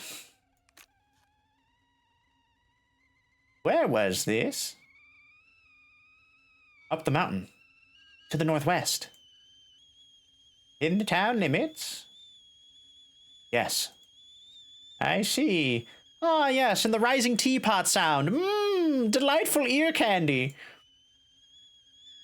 Is there a way to make this video bigger? And louder, if you can. I need to plug the memory card into my computer. I could go back and get mine. No need. Kanika should still be awake. She can lend us hers. You'd better come with Stella. I'm sure she'll be more willing to help a friend than her nosy mother. Should I just get the tea then? Are we just gonna ignore the tea? I know we just went upstairs and we can't hear it anymore, but I mean, the teapot was still going off. Kanika, come on out. We could use a little help. What, Mom? Oh, hey, Stella. And Gretchen, who's a good potato. And a stranger. What are you doing in my house? Hi, I'm Zayden. I was helping Stella with some video and something terrible happened. I've been through a lot tonight. I'm not in the mood to introduce myself. None of your business. Hi, I'm Zayden. Tabitha's cousin. Oh, great. Sweetie, we were wondering if you could borrow your laptop. Belle and a friend have the video to show us. It's really important, Kanika. Okay. My room's a mess. I'll just bring it out here. Fair enough. We can watch this without you. We can watch this without you, Kanika. I'm pressing play. Silence washes the room as the video plays. Holy shit, Zayden. I took care of business. Yeah, not gonna lie. This feels like the highlight of my life. Like everything's just going downhill from here. Sorry? Is that a good holy shit? Admiring my handiwork? I don't know what came over me. Remain silent. Is that a good holy shit? Is that a good holy shit? I just met you, so I don't know the context of your holy shits quite yet. You know, after a while, you can kind of get the grasp when somebody's like, holy shit. You know, whether that's like a good one or a bad one. I don't have that yet. I need more context from you. You could say that. The footage continues. Ooh, Sybil had the like anime, like, oh, the lights covering her eyes because of her glasses thing going on. I'm picking up on, I know she knows. What are those things though? They seem like something people should be aware of, I guess. Sybil? I don't know. Do you think they're like gnomes? Gnomes? My grandmother used to talk about pale creatures called ditchlings. She always said they were a terrible omen, a sign of suffering to come. And there it is. There it is. Okay, they've officially said it now. Cool. We can start referring to them as that. Mom, come on. Whatever's going on is serious. Stop scaring Stella. Oh, wait, was that? Oh, that was Sybil. My grandmother used to talk about pale creatures called ditchlings. She always said they were a terrible omen, a sign of suffering to come. Okay, sorry, I read it in the wrong voice. I thought Stella was talking. Kanika, sweetie, let your mother talk. She always said they never hurt people despite their grisly scene in the woods. Just as birds flock before a storm, the ditchlings congregate where tragedy is soon to fall. See so many in one place. Sybil holds her silence. Oh. So they don't hurt people. But because I kicked and punched a couple of them, I might be in danger. Oh no, my powerful build skills may be coming to bite me in the ass. She is wearing a Sailor Moon shirt. Fuck yeah.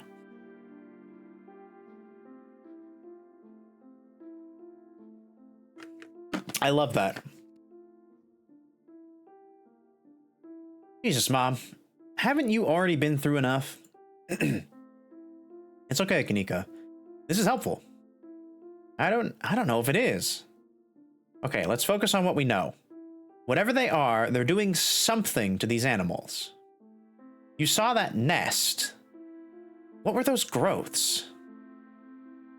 They really aren't that tough. I don't think we have to worry too much about them. I punched one of them in the face. Nika has a point, Stella. Calling this magic is an easy out and jumping to a wild conclusion. Y'all are worrying too much. Maybe they're making more of themselves? Whatever it is, it's not good.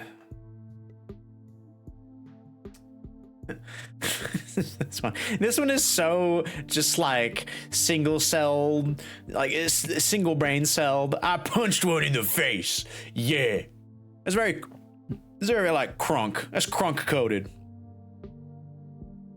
But I'm gonna go out on a wild guess and say that they're propagating themselves, much like the way Aliens from the Alien franchise does. Maybe they're making more of themselves. You know, you have a point there. Did you see all those open wounds and that spiraling nest? It's like they were incubating in the local wildlife. There weren't any growths there, so maybe we're looking at some sort of parasitic larval stage? Like really big doughy wasps. Oh dear, I had forgotten entirely about the tea I'd put on. Let me fix you up a couple of cups. It'll help soothe your nerves. I don't know, it's getting late, and I should let Zayden get some rest. I ran him ragged today, with all the hiking and running through the woods in terror. I can keep going, I'm still wired. Yeah, I'm ready to pass out. It was nice meeting you, though. I can stay up, this is important. I just want to go home, man. Thank God, let this miserable night finally end. I'm tired as shit. Oh my God, or remain silent. I can stay up, this is important. Okay, maybe it's that I'm a little eager to get home and start doing some research. I'll ask around on my usual forums to see if anyone has information on ditchlings. Is that what you called them? That's right. You go on home now. I'll try to get some rest. Don't stay up all night on the online. Let me get you some of my house-made peppermint tea to go. It really does wonders to soothe the soul. Bye, Stella. I'll see you tomorrow, okay? And call me if you need to talk. Thanks, Kanika. I'll see you. Bye, Zayden. All right. It's excellent iced or warm. Though with nights getting chillier, warm will probably be best. Helps wake up the bones. Be careful out there, the both of you. Sybil turns and closes the door behind her. All right, let's call it a night. Mind walking me home? And here we are. You're welcome to stay the night if you want. I should probably head back before Tabitha has a conniption. I should probably head back and check on Tabitha. Nah, I think I'll need time alone. Hell yeah, sleepover. Thanks, I'm terrified of being alone tonight. Thanks, I'm terrified of seeing Tabitha. Silently nod. Yes. Silently nod. Oh, honestly? Walking back, like, it took me... what, like 10, 15 minutes of walking to get back home? Well, to get from the house to town, it's already late as fuck. I think Tabitha would understand if I decided to stay the night somewhere else. I could just explain it in the morning, right? Yeah. Well, I'll plug in my phone. You know what? I should text her. Hell yeah, sleepover. Thanks. I'm terrified of being alone tonight. God, none of these are particularly like, yes, I want to do this, but hell yeah, sleepover. It's been so long since I've had an honest to God sleepover. Awesome. If I'm being honest, not being alone tonight is a weight off my chest. It doesn't take long for Stella to fix up the guest room for you. While it's certainly smaller than the counterpart in the estate, it's far better cared for. Make yourself at home. Honestly, yeah, I don't, like, no offense to Tabitha, but how she's able to live in those conditions is beyond me. That house is a mess. It's falling apart. There's barely anything in it. It's like, how have you survived here, woman? You don't have to do all this. I could have slept on the couch. I would have been perfectly fine there. You don't have to worry about that. I'm glad the guest room is finally getting some use. So what do you make of all this? Gosh, I don't even know where to begin. Those creatures are out there, and they're doing something horrible to the local wildlife. I know some of the things Sybil said were a little wild, but she is right, and they are an omen. Maybe we can change things and stop whatever's brought them here before it happens. It couldn't hurt to poke around town. I don't know what to think. Say nothing? Couldn't hurt to poke around town? Have the time. Agreed. Who was that guy outside of Sybil's? Yes, we're bringing it up again. There's something really off about him. Wayne? I haven't really gotten to know the guy. I think he works in the mine. Oh. A miner, you say? Well, what's he doing out at this hour?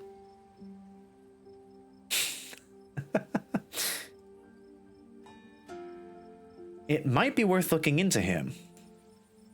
I should probably try calling Tabitha. Right, she'd probably like to know you're not dead. Get some rest, Aiden. I'll see you in the morning. You pull your phone out and call. It rings for a moment before she picks up. Where the hell have you been? I texted you back. You know anyone named Wayne? There was someone playing the piano in the sealed-off wing of the estate. Hang up on her. Hi, Tabby. I saw a horrible thing tonight. I want to leave. Look, I got suckered into something. It was weird. I met this girl in town, and we hit it off. None of your business. Say nothing. Okay. Wow. I texted you back, like, several hours after you texted me, but I was in the woods. I didn't have reception. Hang up on her. God, you could be such a dick. It's so funny. We're definitely not going to tell her that we went into the sealed wing. We're going to keep that a little secret still for us. Let's explore. God, asking if she knows anyone named Wayne right now when she's pissed off at us, I feel like isn't going to help. None of these explore options, I think, are going to end in a very positive interaction between us and Tabitha, but we did text you back. I texted you back. I texted you back as soon as I had reception. Did you? I did notice. Okay. Now that we've got her calmed down a little bit, do you know anybody named Wayne? You feel a slight but palpable hesitation before Tabitha answers. I employ over 100 people. I'm sure I know a Wayne. You hesitated before answering to me about Wayne. Oh, do we call her out?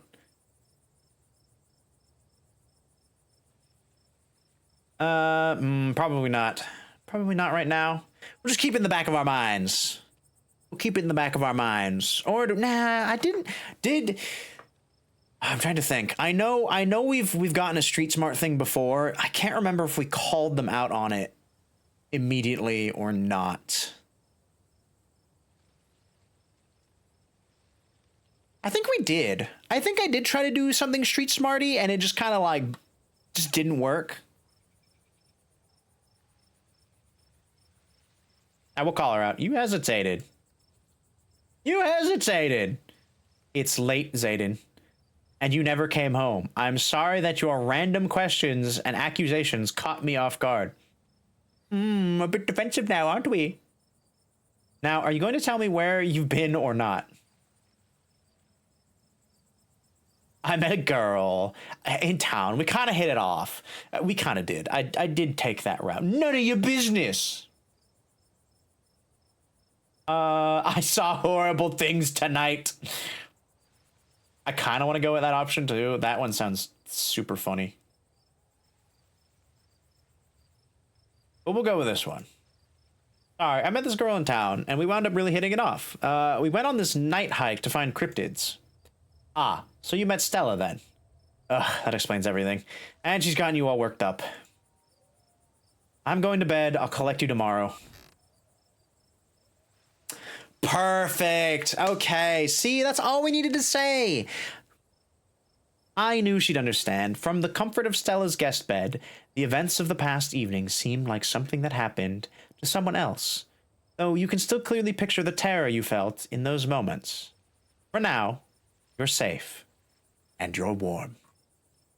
Eventually, the sun rises and chases away the monsters, and makes them seem like nothing but bad dreams. Maybe tomorrow, if you're lucky, you'll wake up to find the normal world and have a relaxing week in the mountains with a new friend. But we all know that's not gonna happen. It's a nice thought, but deep down, you can't help but worry that things will only get worse. Oh, yeah, they will.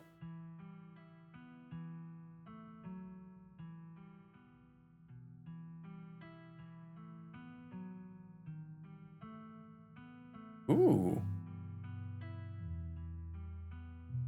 Ooh, are we getting like a legit opening now?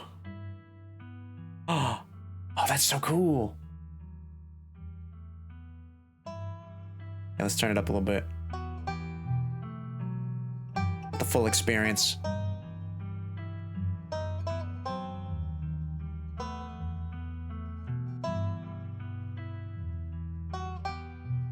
Hmm.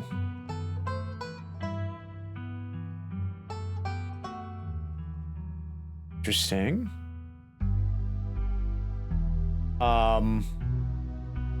That's a blood stain.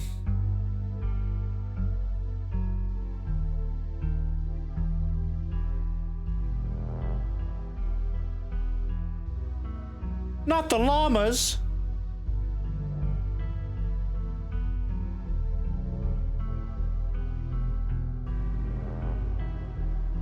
Not the llamas. Or are they alpacas?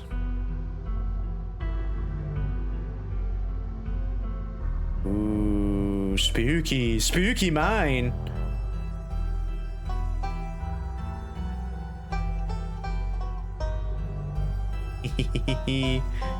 Shadows in the dark. Is that enough locks on that door? What the hell?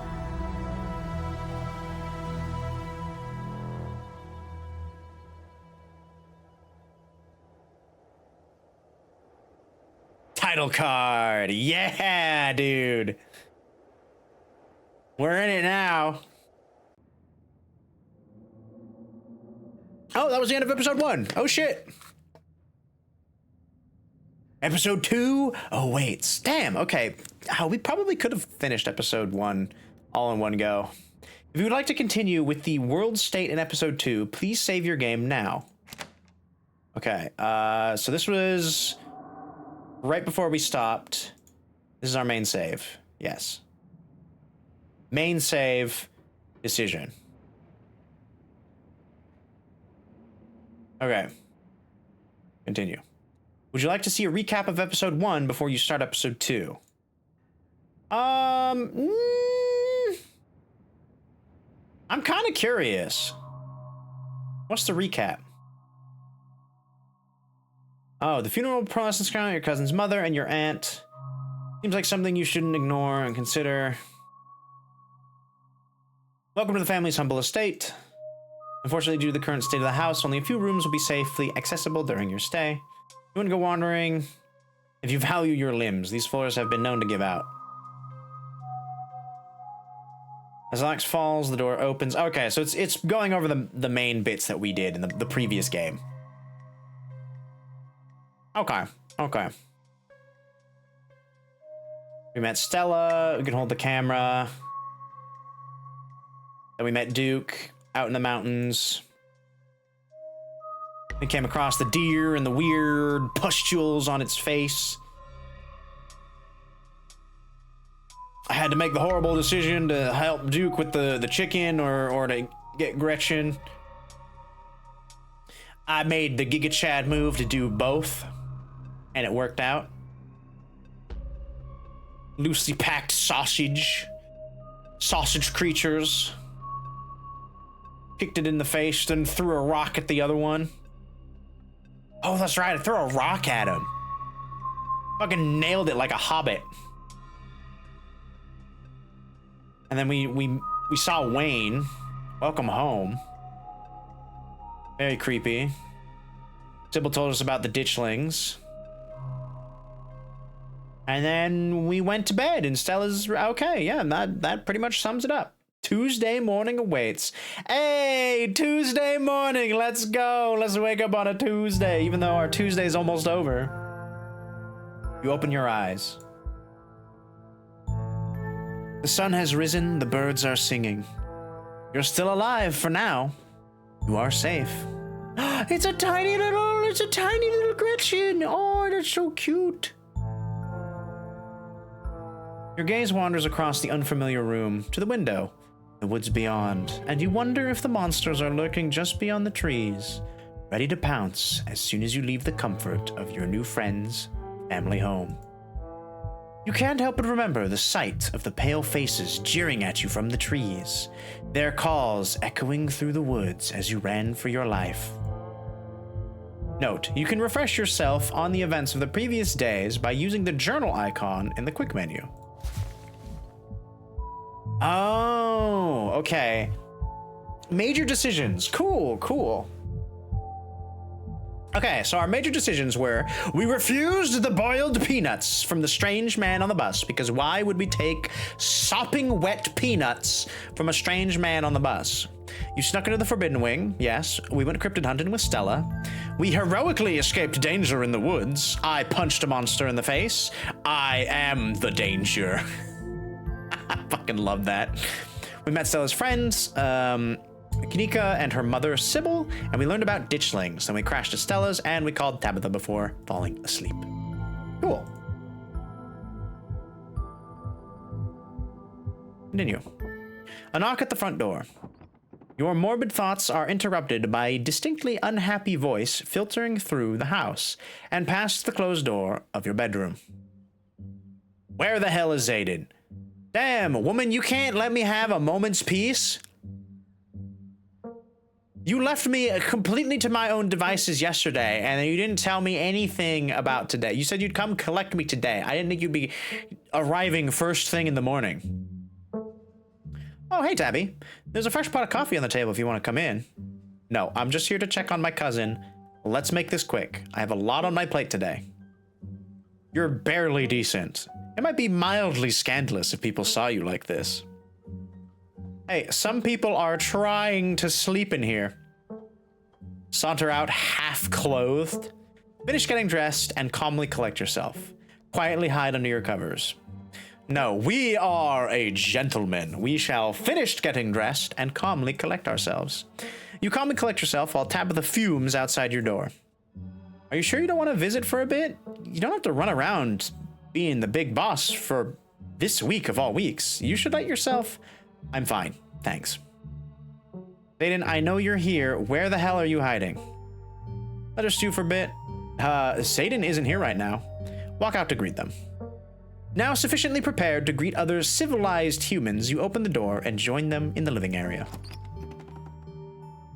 Gretchen excitedly looks at you and wiggles her tail. Oh, look at her in the bed. Look at she's so adorable. Ghost tracks. That looks like a car.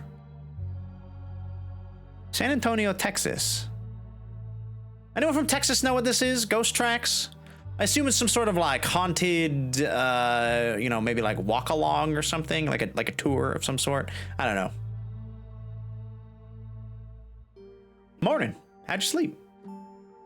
Tabitha is not amused at this. She's like, why? Why are you engaging in conversation? We're supposed to be going here. What exactly did the two of you get up to last night? Come to the woods to film a video. Never mind, I actually don't want to know. What I do want to know is why on earth you decided to blow me off to spend the night with a stranger. Hey, don't be so hard on Zayden. I asked him to crash here. And last night was a lot. Tabby, there was something horrible out in those woods, and I don't think anyone in this room wanted Zayden walking up to the mountains alone last night. Stella, would you mind giving me a moment alone with my cousin? And while you're at it, please stop calling me Tabby. We're not in high school anymore. Yeah, all right. Stella stays. Isn't this Stella's house? Why are you bossing her around? Sorry, Stella, but I should probably talk to my cousin, to Tabitha in private. Quietly let Stella leave. Ooh, okay, so I could probably piss off Tabitha even more by saying Stella stays. That's a lot of S's. I'm sorry. My alliteration game is very poor at the moment. Isn't this Stella's house? Why are you bossing her around? I could take the neutral route. Be apologetic. Be like, sorry.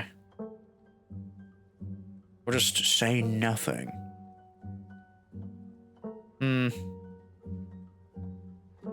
I should probably talk to Tabitha in private. I would feel better if Stella was still there to back me up. Because I feel like Tabitha is gonna try to bite my head off.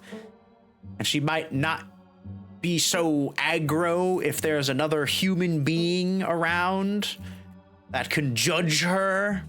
That's usually how these things go, right? Stella stays. Come on, Tabby. No berating guests in the Richmond household. Whatever, I don't really care if you're here for this. You've been in town for less than a day, and my stress is already through the roof. I mean, I get it. Stella got you worked up, and you were too scared to walk home. Sure, whatever, that checks out. But I don't care if those woods are chock full of ghouls and ghosties. You had me worried sick. From now on, you're back at the estate by bedtime. No more impromptu sleepovers.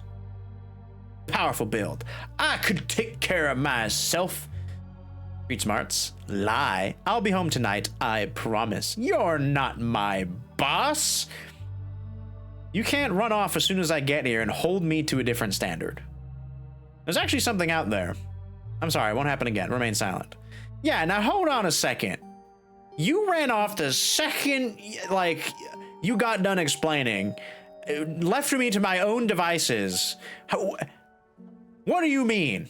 And then all of a sudden you're like, hold on, why aren't you following all these arbitrary rules that I'm making up right now? Hold on. Hold on. I'm a grown-ass man, okay? I can do what I want.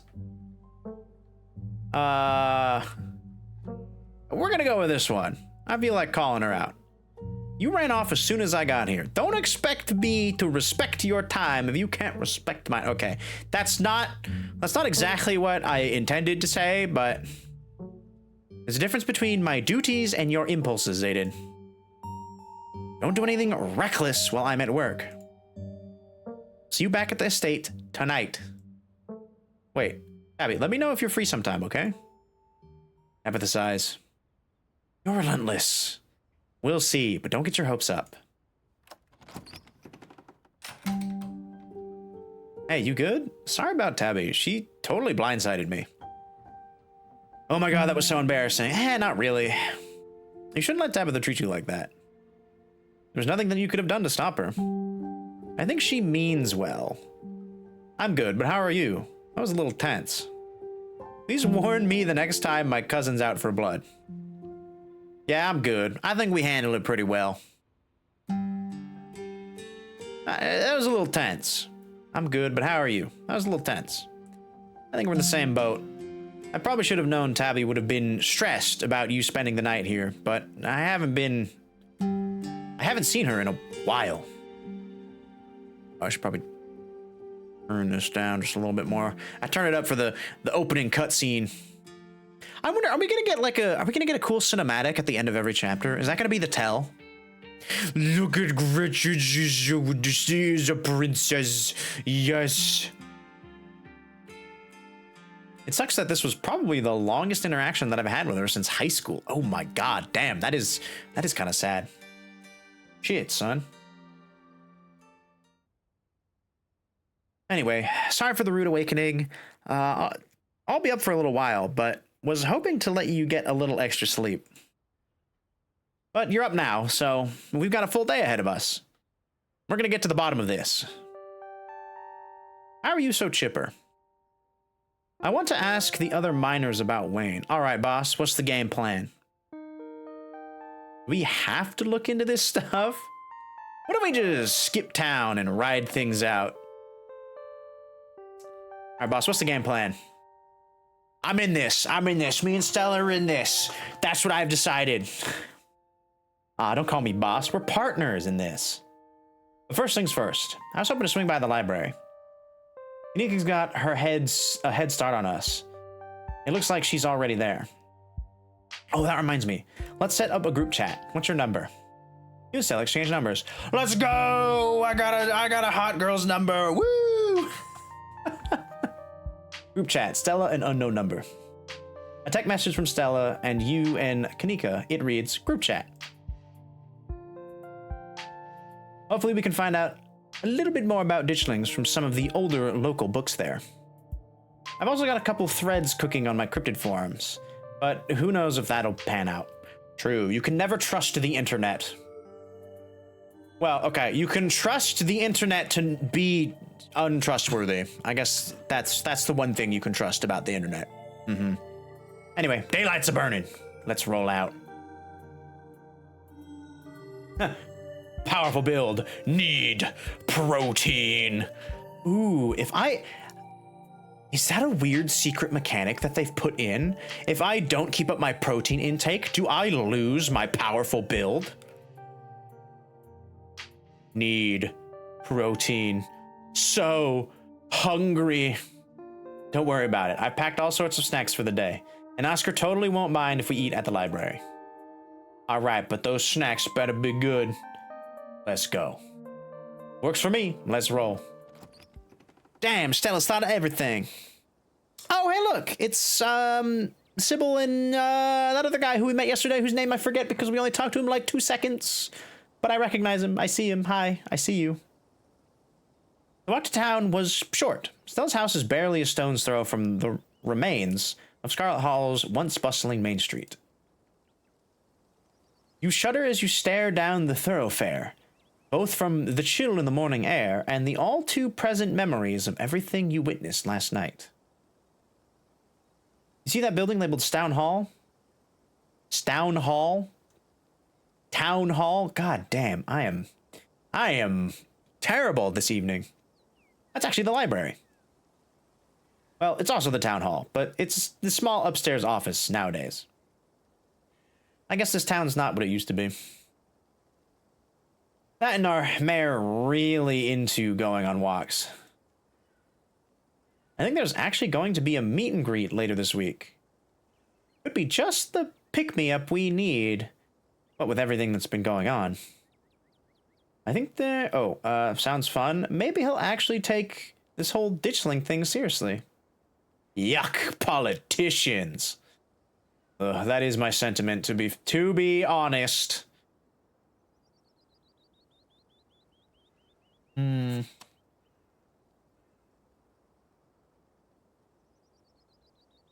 Maybe he'll actually... maybe.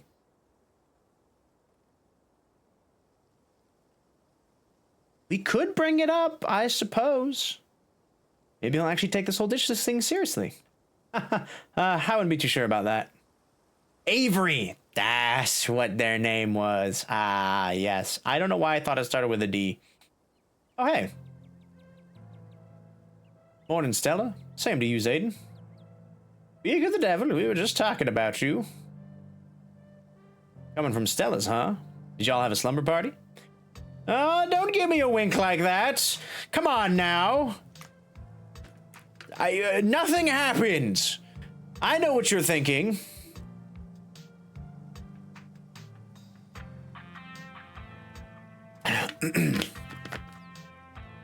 Sorry, y'all, but I'm actually in a bit of a rush this morning. I really can't stop to chat.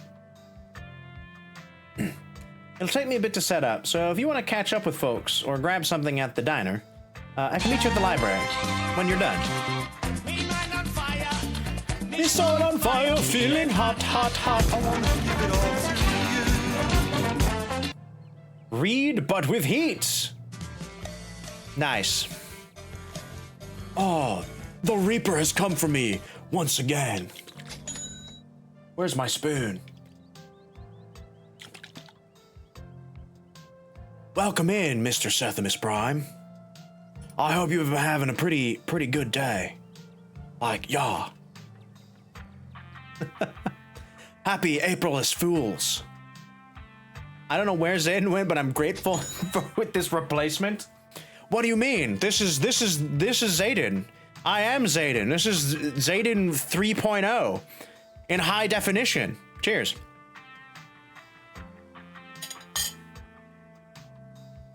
This is the new model that I purchased. Today's the big reveal.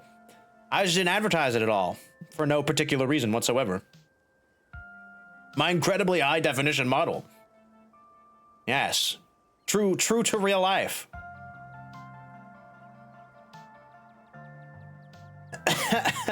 No, I'm sure this is Nick Cage. No. See, Nick Cage does not wear an incredibly dapper hat, nor does he have this immaculate facial hair.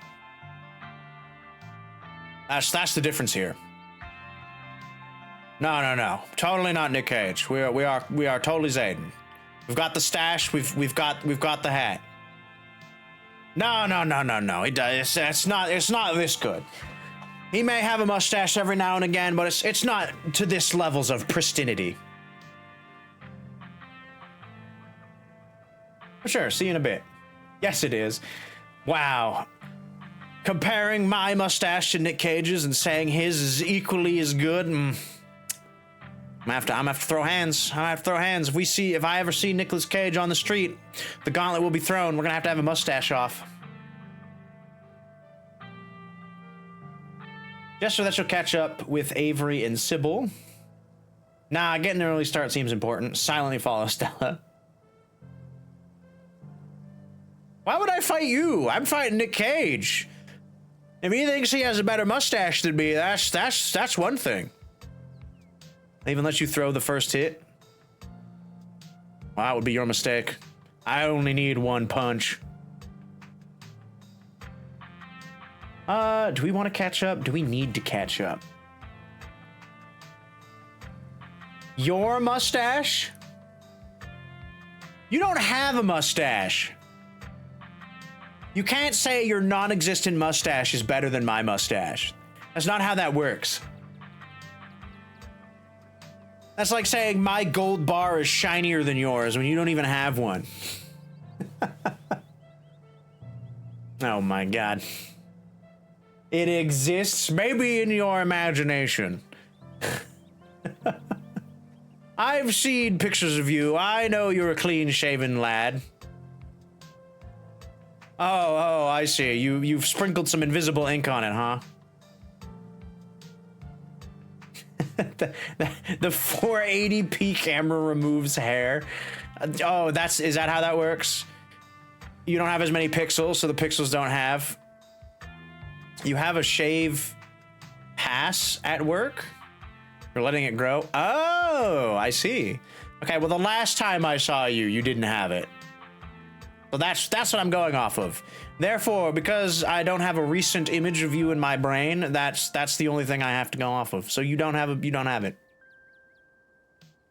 That's how it goes.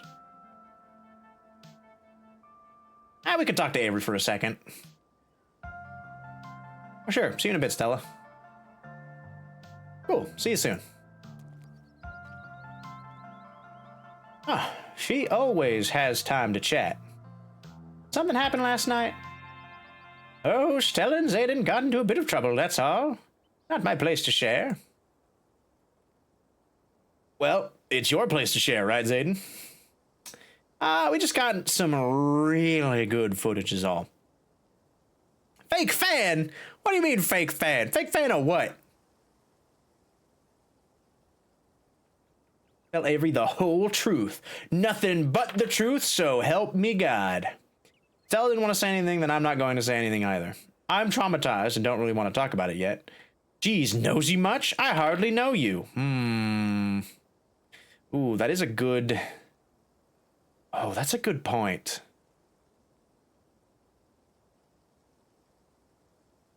I mean...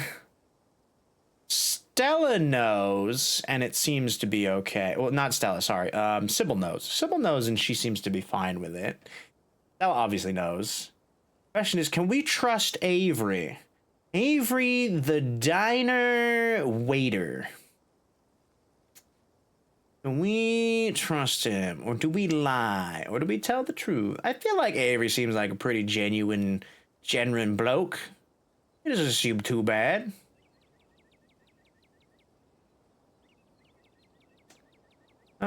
Yeah, we'll tell him everything. Stella and I went into the woods to try to find the skunk ape, but we ran into something way worse. Actual monsters. Sybil said they're called ditchlings, but whatever they are, there are dozens of them, and they're mutilating the local wildlife. Whoa, slow down. Y'all actually found something out there? I can corroborate. I may not have been out there with them, but I've seen their footage, and they encountered something otherworldly in those woods. Well, whatever it is that happened out there, you're clearly a little shaken up. Tell you what, I'm on break for the next half hour. How about you swing by the diner, Winnie can fix you up some Sybil's new blend, and try to calm your nerves.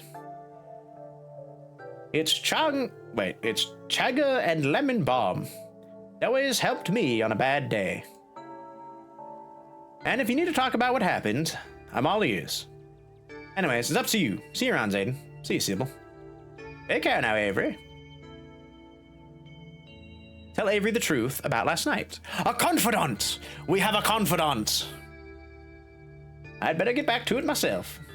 I'm glad I was able to catch you this morning, if only to see how you were holding up. Please don't hesitate to stop by if I can be of any help. Intimidate? I don't like being yanked around. Intimidate, power build, and street smart. Why? What aren't you telling us? Thanks, Sybil. Oh. Because I'm street smart, I can tell that Sybil is hiding something. And because I'm also a powerful build, I can use that to my advantage. I don't feel like I should pressure her. She has at least kind of... She's told us a little bit. She's given us a breadcrumb. So I feel like she's not entirely trying to screw us over, but I will use my street smart. What are you telling us? You're awfully relaxed given everything that we've told you last night. Don't mistake my calm demeanor for complacency. We all have our parts to play. I have shared what I know about the ditchlings, and I trust that you and Stella have what it takes to get to the bottom of things. I'm sorry to cut our conversation short, but I've got things I need tending to. Stay safe, Zayden, and God bless. Stella said you had some time to kill before she finished setting up. Okay, so we could swing by the diner, get a bite to eat, chat up Avery a little bit more, or we could go to the general store. We haven't been to the general store yet. This could be our only opportunity to go by there and see something new. But I mean, if he's gonna offer me another free meal, how can I pass that up, right? Oh, what would I do in this situation? I probably would go get some food, and then we could save the snacks for another time, or like an emergency sort of thing. Snacks are one thing, but you know, you gotta do research on a full belly. You gotta have that brain food. All right, we'll swing by the diner. You head towards the diner. The diner is a little quiet today, but the air is still heavy with the tantalizing smell of breakfast. Explore. Warn the patrons of the danger.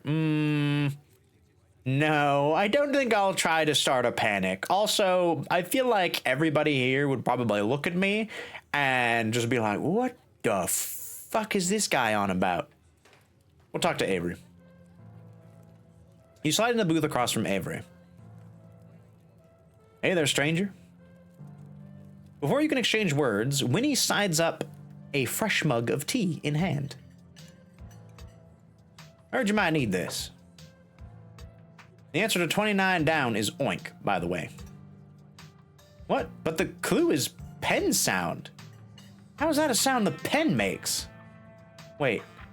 Pen like pig pen? Are you kidding me? How was I supposed to guess that? I don't know why you even bother with those things. They're just gonna frustrate you. It's just something I do to fill the time, but maybe I should switch to Sudoku. Winnie leaves Avery contemplating daily newspaper puzzles, returning to her seat behind the counter. So, thanks for telling me about last night. If you want to really get into the grisly details, you can tell me. I won't judge. Try your tea. What if you don't believe me? Tell Avery about last night. Last night still feels raw. Why don't we just talk? I'm gonna try the tea. You hesitantly take a sip of your tea. It tastes like you're drinking mold that someone tried to unsuccessfully spruce up with lemon balm. What the hell is this tea? Politely put the tea down and never pick it back up. It tastes healthy. Take another sip. I'm gonna politely put the tea down and never pick it back up again. But nobody needs to know that. I probably should have warned you about the tea. Chaga does not mess around. It's supposed to be super healthy for you, and it sure tastes like it. It's a challenging drink. What if you don't believe me about last night? I could tell you about last night, but what if you don't believe me? I'm not here to judge, I'm here to listen. Alright, we'll talk about it. You share everything. Glad to have someone to talk to about the horrors you've witnessed. Wow, that's some heavy stuff. No wonder Stella seemed distant. Monsters in the woods? I might not have lived here long, but I've never heard of anything like that happening around these parts. How exciting. I hadn't pegged you as a I hadn't pegged you as a transplant. Where are you from? Oh, as in like, he moved here. He didn't grow up here. I get it. Okay. It's the first time I think I've heard that word used in that context. You're not moving here. All of this is kind of exciting, isn't it? You should get out of here before things get any worse. You get out of here before things get any worse, and take me with you. Let me know if you happen across any leads or say nothing.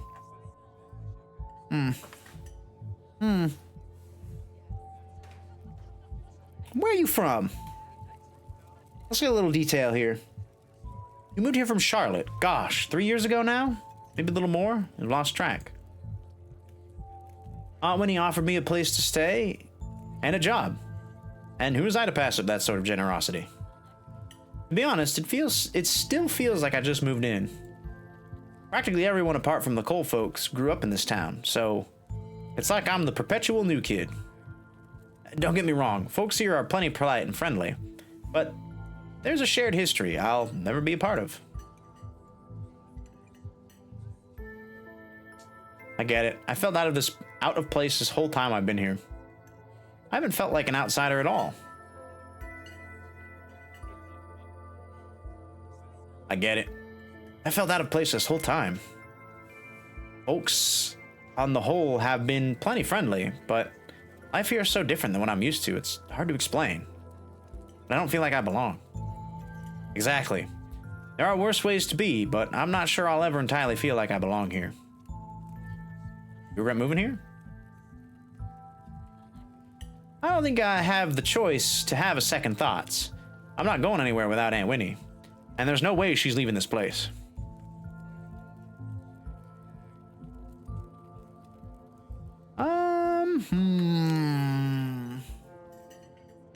Why'd you leave Charlotte?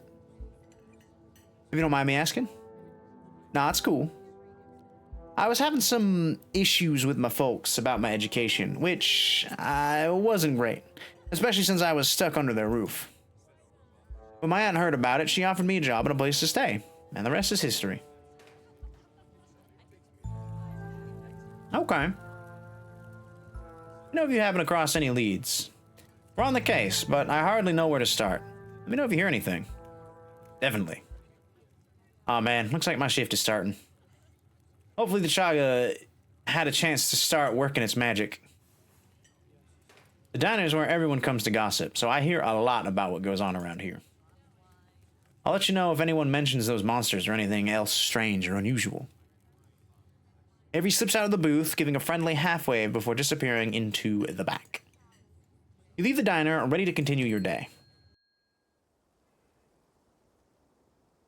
Oh, I can still swing by the general store. Okay, let's go to the general store then. This is your first time seeing the general store in the light of day. A young man sits on the table by the register, too preoccupied with his phone to care that you stepped in. You should leave town. There are monsters in the woods. Hi, I'm Zayden. You know how to get to the mines? If I wanted to buy chips or something, do I talk to you or... What you doing on your phone? See ya. Or you're done here. Is that the register? That just looks like a table. The register's here. What? Sits at the table. Oh, the table, I guess, is by the register. I don't know if that's really by the register, but okay.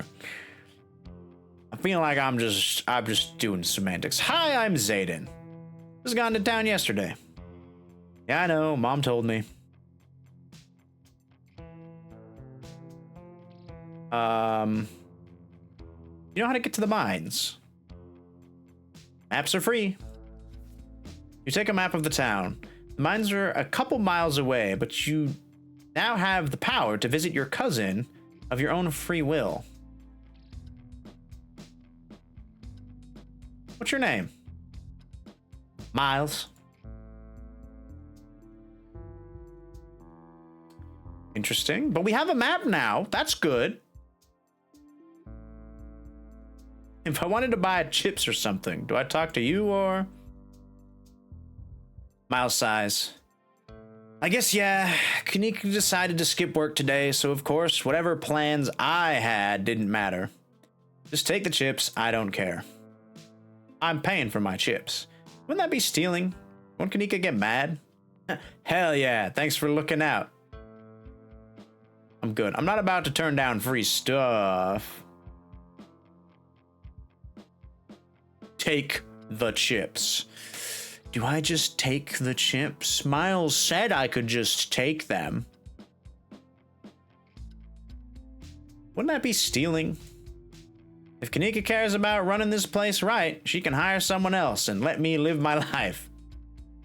We make most of our money on bulk orders anyway. A bag of chips doesn't make a difference. I'm gonna tell Kanika about this. Nah, I ain't about that. I'm not about to turn down free stuff. Wait, if I pick this, am I just gonna, like, take other things too?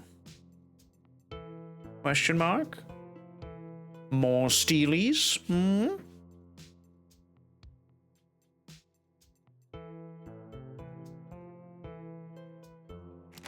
Let's save. Next slot. Okay. Not about to turn down free stuff. You grab a bag of salt and vinegar chips. Oh, salt and vinegar chips. Oh, why salt and vinegar of all the chip? Look, okay, personally, I don't mind salt and vinegar chips, but if there are other chips, there are better chips out there. Salt and vinegar are fine, but again, I prefer other ones. Oh, I'm so sad that those are the ones that we grabbed. Cool. All right, see you, Miles. Miles doesn't respond as you turn to leave the general store. Steal from the general store. Let's go. Visit your cousin at the mines. No, we'll head to the library. I don't want to walk for several hours. Said it was a couple miles. Oh, there's a cat here. You enter the former town hall. What once must have been a stately foyer has since been converted into rows of shelves. Meeting rooms and offices long ago gave way to assorted reference collections and reading areas. Oh, hey, you made it. Settle in at Stella's table, shush Stella, and point at all the books before heading over at her table. Just settle. You head over to Stella's table and settle in. Glad you found the place. Hey, Zayden, you look tired. Snitch on Miles. Ooh, I could snitch on Miles. It was hard to fall asleep last night, all things considered.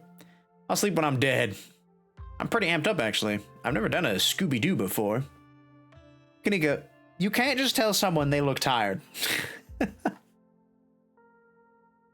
It was hard to fall asleep last night, all things considered.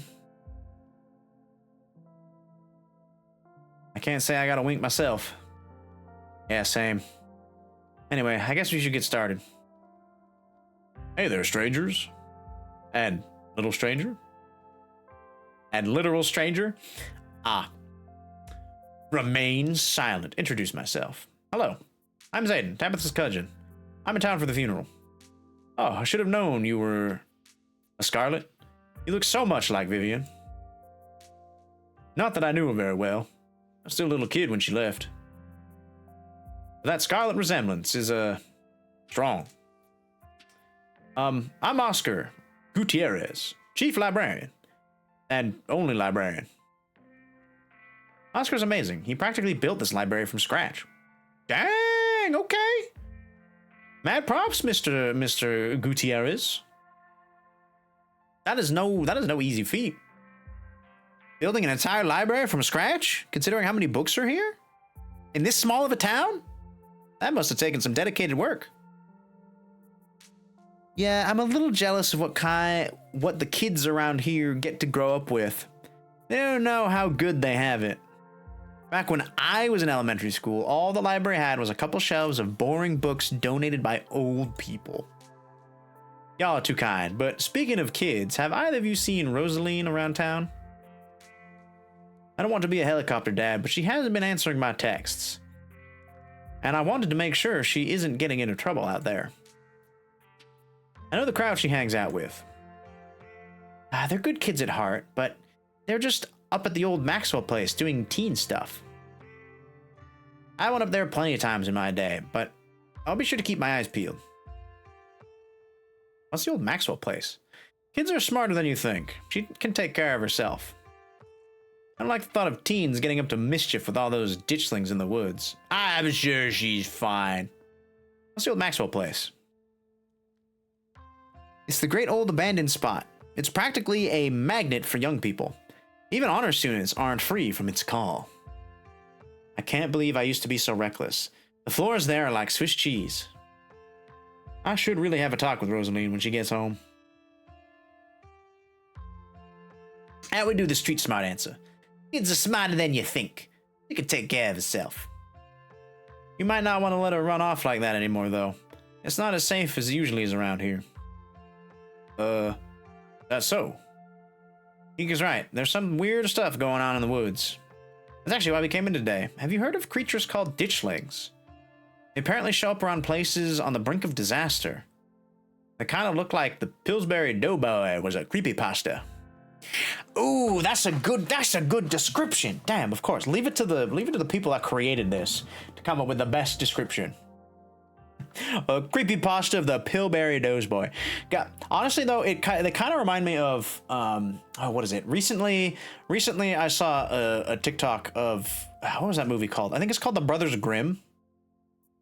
And there's a scene in it where there's like a goopy mud monster at some point, and they reminded me of that. If you know the scene, you know the scene. It's a very weird scene. That movie in itself is unsettling, to say the least. It's a good movie. I really enjoy it. I should go back and watch it again. I gotta find it though. I don't know where it is. Or even if it's streaming. It might not even be like on a streaming service. Itchlings doesn't ring a bell. Dang, worth a shot. Okay. If you were, say, trying to predict a horrible disaster that might befall our town, where would you start looking? Well, as they say, history repeats itself, so probably try to figure out what sort of disaster this region typically falls prey to.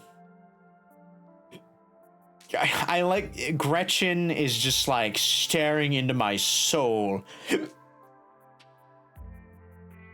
I be worried about something? I don't know yet. I'll be right back. I'm gonna nab some more books. Behave while I'm gone, Gretchen.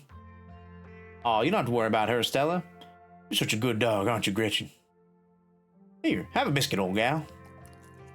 Gretchen inhales the soft biscuit, drool leaking from her toothless mouth as she swallows it whole. I'm pretty sure Stella's barking up the wrong tree, Oscar.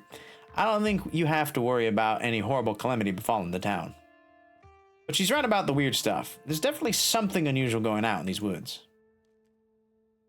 I don't believe in supernatural stuff, but the woods aren't safe. It's nothing that we can't get to the bottom of. Whatever's out there in the woods has been brutalizing the local wildlife. Get out while you still can. It's nothing we can't get to the bottom to. I'm gonna try calling Rosaline again. I'm sure she's fine, really.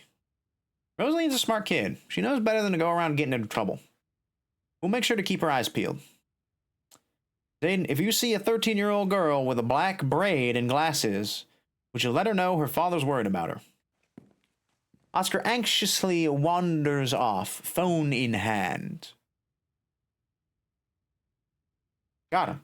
Just grabbed a whole mess of local history books. Stella sets a massive pile of books on the table and pulls up a chair. All right. This is going to be so much faster with the two of us here to help out. Got your snacks and books? Let's get this research party started. Reading awaits. Flip through Veins of Scarlet. History of the Scarlet Hollow coal mines. Silas Scarlet, soldier, woodsman, leader. Appalachian folk monsters. Reading is for suckers. Let Kanika and Stella do the work for you. Wow. Okay, I feel like Appalachian folk monsters is probably the way to go. A few entries catch your eye. The Wumpus Cat, a large cat-like creature with a loud howling voice, often said to sound like a woman crying in pain. Tommy Knockers, enigmatic cave-dwelling creatures primarily known for causing mischief. Or a Tailpo, a small creature with a long tail and wide yellow eyes. I think Tommy Knockers probably sound the best. Tommy Knockers originated in Cornish mythology, spreading to the United States when Cornish immigrants began working in the Appalachian mines. They're named for the knocking that can be heard from seemingly within the walls before a cave-in. According to some, the knocking serves as a benevolent warning. Others believe that the creatures take stolen hammers to the supports of the mines and collapse them on whoever is unfortunate enough to still be inside. They are traditionally thought to be impish leprechaun-like beings, but some claim they are the spirits of dead miners, forever cursed to haunt their final resting place. Okay, I guess we'll read about the Wumpus Cat. Often linked to the Cherokee legend, some cite the Wumpus Cat as originating with the story of a woman who sought vengeance against a monstrous cat demon for driving her husband mad. She hunted it down by wearing a bobcat mask, tricked it into using its own vile magic on itself, freeing the people of their region from its evil. Others say the creature comes from the story of a woman who wore a pelt of a wild cat to witness forbidden hunting rites. The hunters of her village gathered to perform the rites, and she watched in secret from underneath the cat's pelt, but was soon discovered. For her indiscretion, she was fused with the pelt and transformed into the creature that was neither human nor cat, forced to wander the wilderness alone, feared by all. Her calls are those of great sadness and serve as a warning to anyone who dares go against tradition. Alright, what about the Talipo? There was a hunter who lived in the tiny cabin in the middle of the woods, all alone with his hunting dog. One night, after a particularly bad week of hunting, both their stomachs empty, the hunter spied something out of the corner of his eye. Some small creature had gotten into the cabin, through a hole, and before he could even figure out what it was, he had drawn his gun and fired at the thing, his hunger guiding his actions. But it was quick, and ran back through its hidey hole and out of sight, leaving only its long, black tail, shot off by the hunter's rifle. "Guess this'll have to do," he said to his dog, and threw the tail in the pot to cook a soup. He and the dog ate well that night, the tail filling them both. The hunter crawled into bed satisfied, his dog curled up at his feet. He woke up to the sound of long nails scrabbling across the wood. His dog was nowhere in sight, only a rumpled spot on the covers where he used to be. And in the gloom, he saw two big yellow eyes staring right at him. "I want my Talipo," a high, hoarse voice croaked from the darkness. "Go away," he screamed at the thing. But it stepped closer to him, still shrouded in darkness, the sound of long claws dragging across hard wood accompanying its movements. "I want my Talipo," the creature growled again. "I'll get my dog after you," the hunter squeaked, his voice catching in his throat with fear. But there was no dog to be seen. "I want my Talipo." Before the hunter could so much as scream, the creature leapt from the darkness, long claws stretched out towards him. No one is sure what the creature did to him that night, but the next morning, all that remained of the hunter, his dog, and his cabin was a chimney, standing alone in the woods. I guess we're done here. You close the book and put it back. All right, let's do the coal mine.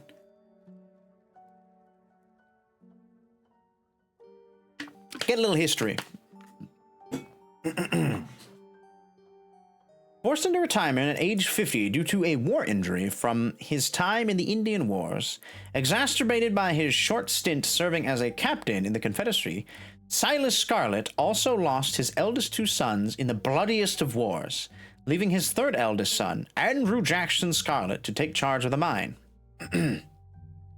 Under his leadership, the mine prospered, undoubtedly in part due to the growth of the railroad industry. Managed to evade the coal union for decades, making them one of the most profitable mines in the country. Andrew Scarlet built the surrounding town into what it is today. What? What? Can't you see I'm reading history? We're getting our learn on. What's up? You son of a bitch!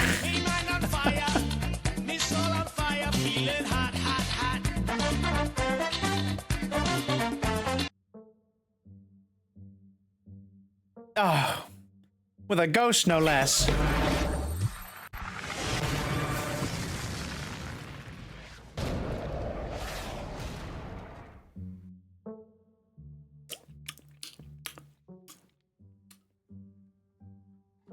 Yes? You think such things could defeat the head of Zayden Cage? I have grown too powerful. I have too many dimensions now. My face is far too wrinkly.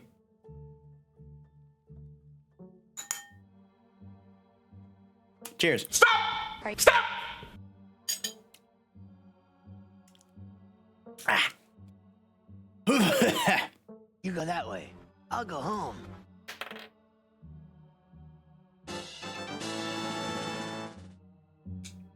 Nice critical U.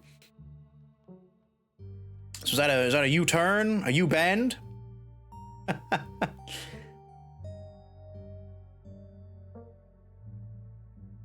Oh, where were we? Ah, yes, we were learning about Andrew Scarlet.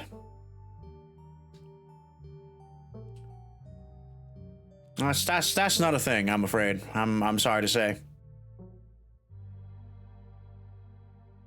Extensive stone buildings, a bustling main street, and overseeing it all, the elegant Scarlet estate, that was, until 1895, the largest and finest feat of agriculture in the region. Culminating in the tragic collapse of 1918. Oof. That wasn't long-lived. It was found that Charles Shaw, the co-manager of the mine, had loosened security measures to increase production during World War I, resulting in a fatal collapse and the death of over 160 men and boys, some as young as 10? Damn.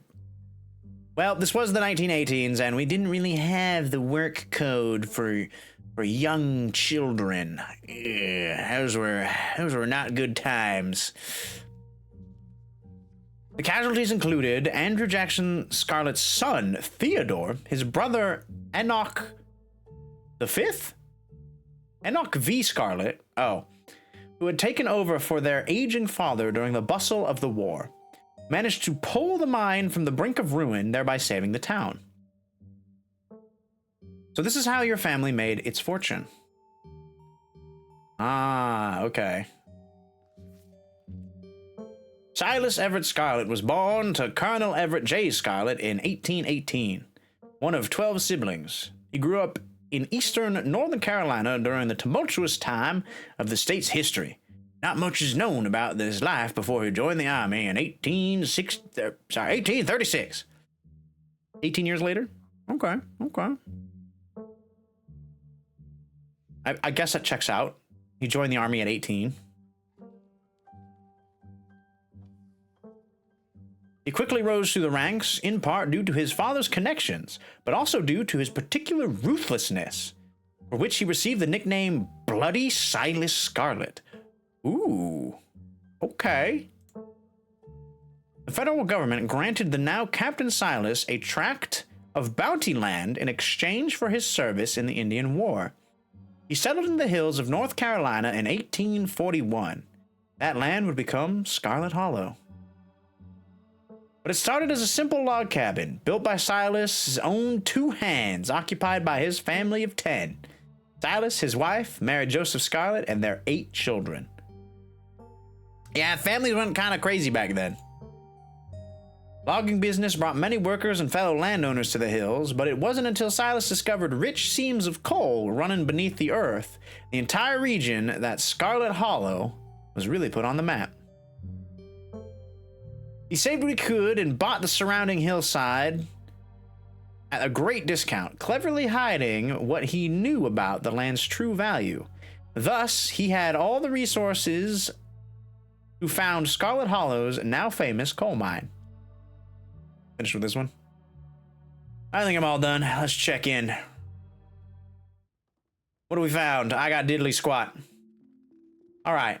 If we're going with what Kanika's mom told us last night, I think we can rule out any natural disasters as what brought the ditchlings here. But not nuclear incidents. Looks like our state has a history with those. What about y'all? Find anything? Before you can respond, a handsome black cat leaps onto the table. Almost on instinct, Stella slams her book shut. Oh, hey Pixel. You might want to close your book. She loves to rip up any paper she can find. Don't worry, little guy. I didn't forget your treats. Pixel immediately goes to town on Stella's treats. Sorry if Pixel's bothering y'all. Hopefully he hasn't gobbled up any of your books. He can't stand the thought of people might pay attention to anything that isn't him. Why do you let a paper shredder freely wander the library? Have you seen this little guy's face? How could I say no to that? Leave Pixel be. You decide to leave Pixel be. The cat curls up on the table, fast asleep. Alright, I better get back to shelving. Let me know if y'all need anything. Whisper. You think there's a cult here? Talk about the veins of Scarlet. Talk about Silas. Appalachian folk monsters. Do you think Wayne factors into any of this? Why don't we just help look for Rosalina? What do y'all think? So, what was it you were saying about nuclear incidences? You're talking about the Goldsboro thing, right? Yeah, apparently in the 60s, a B-52 carrying a live warhead broke up mid-air and dropped a couple of bombs. Fascinating bit of history there. The first of the 2 bombs landed upright after its parachute got caught in a tree. Thankfully, it didn't go off. At the time, the government claimed that the bomb was unarmed, but it later came out that the only thing preventing detonation was a single electrical switch, which failed to trigger on its descent. And 60 years later, the second bomb still hadn't been recovered. Right. Its conventional explosive disintegrated in midair, but most of the nuclear material was made unrecoverable by flooding. If I remember correctly, they just buried it and sealed it up. I don't think disarming nuclear bombs is part of our skill set. So the nuke made the ditchlings? If the bomb is somewhere else, why would there be so many ditchlings here? Yeah, Goldsboro is almost 400 miles from here. Not sure we should be looking too hard at the disaster angle. Whatever those creatures are, they're biological. Look, you never know with radiation.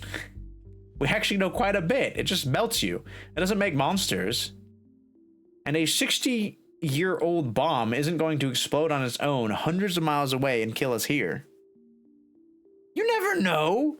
There could always be a whole underground society of bomb-worshipping mutants just waiting to blow it up. I've missed this. Any luck with Rosalina? Not yet. I knew a teen would be a handful, but I didn't think it would happen overnight. I'll probably head out once you're all done and check out the usual haunts. Think there's a cult here? Maybe the ditchlings were actually nudists on some sort of weird ritual. Maybe the ditchlings were, like, summoned? A lot of folks here feel tense and closed off. Maybe the ditchlings were, like, summoned. It's part of, like, a ritual or something. I assume the spiral we've found was some sort of nest made by the ditchlings, but yeah, maybe we had the cause and effect backwards. I'm writing it down. Write that down! Write that down! We could be onto... Oh, I'm dying. We could be onto something here.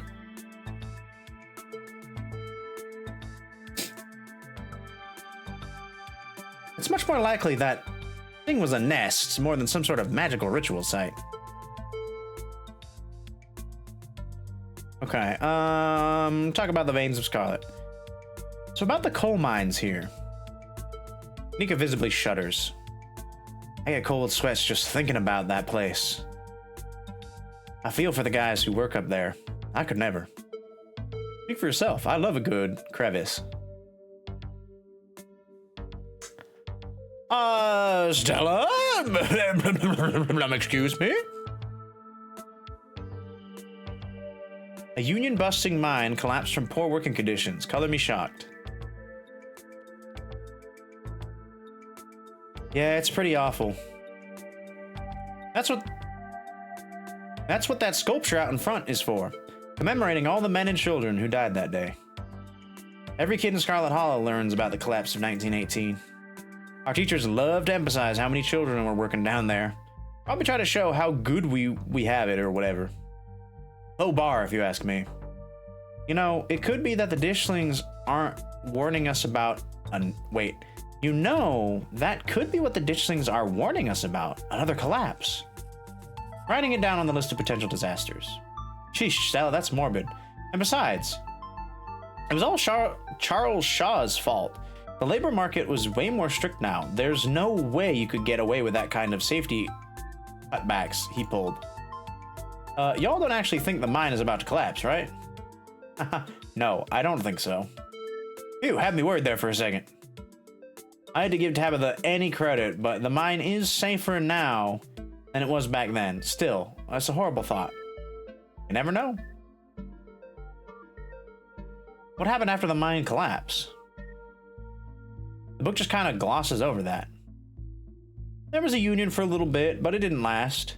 There's not a whole lot to write about in the past century here. Yeah, the Scarlet Hollow mine isn't exactly the most ethically run business. I'm sure Tabby runs the mines better than Charles Shaw did. Still, hasn't let the union in, though. There's a reason she and I don't talk. You guys really seem like you have a bone to pick with Charles Shaw. That's what happens when someone indirectly causes a monumental disaster, especially in a small town like this. People tend to spit when they hear your name. He got run out of town on a rail, you know? And that's not a figure of speech. Back then, they actually tied you to a rail and ran you out of town.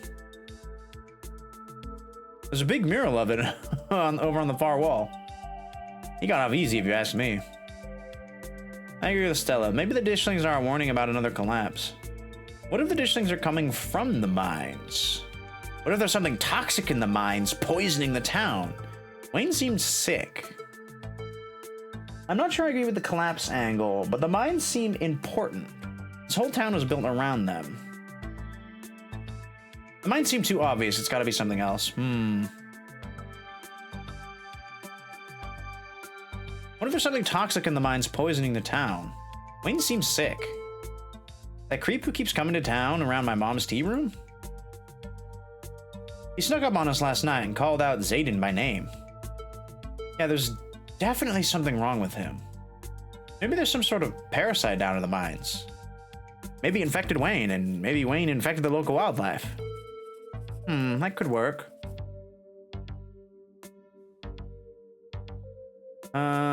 We should check the mines. I think we should head back to the woods. Why don't we just help look for Rosalina? What do y'all think? What do y'all think?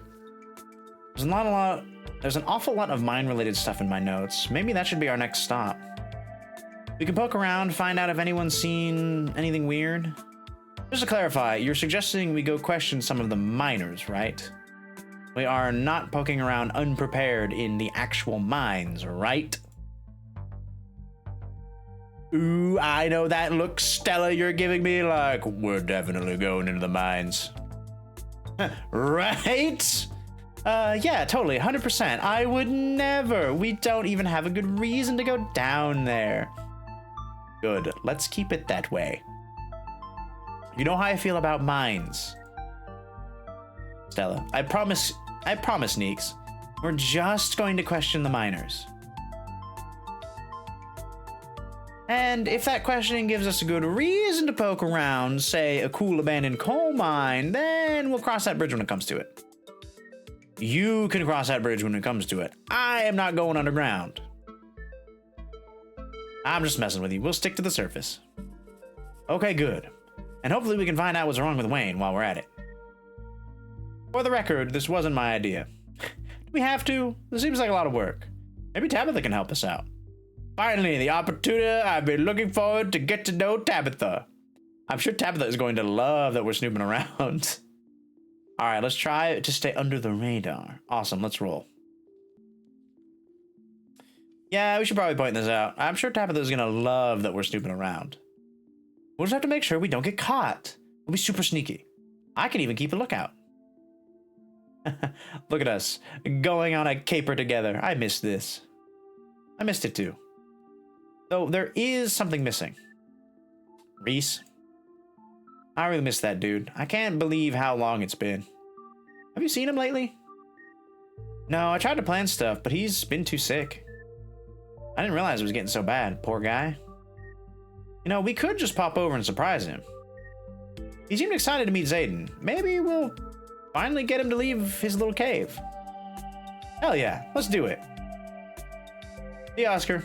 We'll let you know if we run into Rosalina. Thanks, guys. I'll keep you posted. We spent some time on a library on a Tuesday. Reese's home stands on the edge of the forest wall in an isolated buffer cushioning the rest of the town from the unending wilderness. Knock, knock, knock. Reese, it's Stella. I brought some buddies, too. Shh, not so loud. He's still sleeping. Can I help you with something? The woman in the doorway stares directly into your eyes. You can practically feel her simmering irritation washing over you. Why are you irritated with me? I've just come along for the ride. You should be glaring daggers at these other two ladies. Hi, Dr. Kelly. We're wondering if it'd be okay if Reese could come hang out. Nothing strenuous, we promise. I'm not gonna wake him up. If he's sleeping, he probably needs it. Whatever you two have planned is probably beyond what he can manage right now anyways. Oh no, poor Reese. It's been so long since we've gotten a chance to hang out with him. I'm sure he and Zayden would get along super well too. We're just going on a light walk. I've heard such great things about your son. Hi, I'm Zayden, Vivian's kid. Stella, if Reese is that sick, we shouldn't be dragging him along on adventures. We'll introduce ourselves. I know who you are. The way she avoids looking at you, looking you as she speaks makes you feel like you've done something wrong, even though you're pretty sure you've done nothing at all. It's more that family beef. You probably had something against the Scarlets. Reese's mom turns back to the house, sighing. Sorry, I know that was a little rude. You just want to hang out with Reese, and he misses you both too. He's usually feeling his best around mid-afternoon. Why don't you come over tomorrow and have some supper? You all can hang out for a bit. I don't promise that he'll be perky, but I'm sure it'll brighten his spirits to see you two again.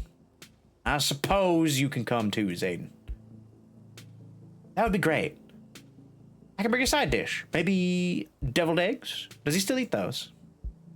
No, eggs are a little too much for him. They don't settle well. You can leave the cooking to me. I know what he can handle. Okay, I'll bring soda then. That's not... Okay, it's fine. You can bring soda. Nothing with caffeine. Ginger ale, preferably. Oh, and leave the dog at home. She might cheer him up, you know. Have those therapy dogs in hospit. No dogs. Thanks so much, Dr. Kelly. We'll stop bothering you now. See you later. Dr. Kelly nods in acknowledgement and quickly shuts the door. The sound of several locks clicking into place can be heard from within.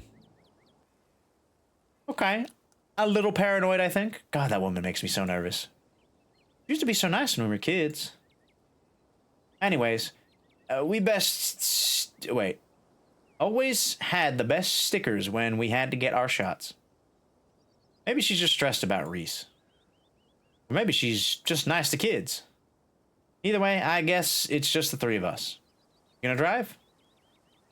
Yeah, sorry. I don't like the thought of going up there without the van. Cool. I'll take my shortcut then. I shouldn't take too long to get me there. You're welcome to tag along, Zayden. Don't worry, I won't be offended if you'd rather ride with the Kanika. I'm sure you're probably sick of the woods. Either way works for me. Why don't I just drive up with Kanika? Aren't the mines a bit of a ways off? Don't worry about it, Zayden. There's a lot of junk in the back of my van. It gets a little tight with more than two people. I'll walk with Stella. Meet you there. Into the woods again. The woods are calm and serene compared to last night, though you can't help but feel that danger lurks just beyond the trees. Hey, thanks for coming along with us. With Gretchen and me, I mean. I had a lot of fun hanging out with you last night, but it's also kind of objectively horrible experience. and I was a little worried you'd bolt first thing in the morning. I guess it's hard to feel a connection after going through something like that together. Oh, hard not to feel a connection. Are you hitting on me? I am rather attractive. I know. I have a great build. I feel it too. That's cheesy. I would never. Yeah, we just met, but I already feel like we're such good friends. Don't get too attached. I'm just here for the mystery. Are you hitting on me? I don't think so. Just sharing some feelings. The conversation comes to a dramatic halt with you, Stella, and Gretchen all whirling around to face the source of the sound. Oh, there's a man in the woods. There's a man in the woods. I see you, man in the woods. I see you over here in the corner. Whoa, calm down, girl. It's just a bird. The same probably goes for the two of us. I guess we're all a little on edge. Let's hurry to the mine. It shouldn't be that much farther. Nika casually leans against her van as you and Stella emerge from the woods. Hey. Have a good walk? Yeah, it was great. I mean, not that you were missing out or anything. You didn't run into any of those creatures, did you? Nope. But there was that man in the woods who was watching us. I saw him. We're not alone. We're never alone. That makes sense. They're probably nocturnal. I don't know if I should feel relieved or disappointed. But we're here. What's the plan? I guess we just go talk to people. I guess so. I should probably be on lookout duty. I'm a bit of a persona non grata in the mines. Tabitha? Yeah, I might have tried to sneak in to talk to her a time or too many. And Gretchen makes it extra hard to be sneaky. We're probably less likely to get caught if only one of us is snooping around down there. If Stella's on lookout duty and only one of us is going in, what's the third person doing? You know those cheesy rom-coms where someone wears an earpiece on their first date? Oh, do you have some sort of surveillance rig in the back of your van? I didn't know about? What? No. I have a pair of earbuds with a really good mic. We can just do a group call. I take it I'm the one going in. Powerful build and street smart. I was practically born for this job. Powerful build. I'm sure I'll fit right in with a bunch of burly coal miners. I call dibs. I love a good sneak. You're good, Kanika. I've got this. I'm not interested in sneaking around. I'll go find my cousin. Talking to people scares me. You should do it, Kanika. Remain silent. We'll do the double. Count me in. I was practically born for this job. You're gonna do great. Kanika hands you the pair of earbuds. We can feed you questions if you get stuck, and Stella can give you a heads up if Tabitha's headed your way. Dang, I miss doing this sort of stuff. You're so thorough. Oh, thanks. I do my best. I guess we should part ways and start the call, yeah? Stella and Kanika break off, leaving you alone at the entrance to the mines. Your phone buzzes. Hey. Can you hear us? Try saying something. Won't people notice that I've got earbuds on? People these days have all kinds of things in their ears. It's called multitasking. You'll be fine. True. Any true businessman worth his salt will have an earpiece in, and he will be constantly making calls to potential business prospects. Nothing to do now but enter the worksite. Okay. I actually think we are going to save for now and call it a night. For now. We had a nice 3-hour stream. Nice 3-hour stream. We're ending a little earlier than normal, but that's okay. My head's getting a little tired, and my throat is starting to kind of go, so I would like to take a moment, an uno momento.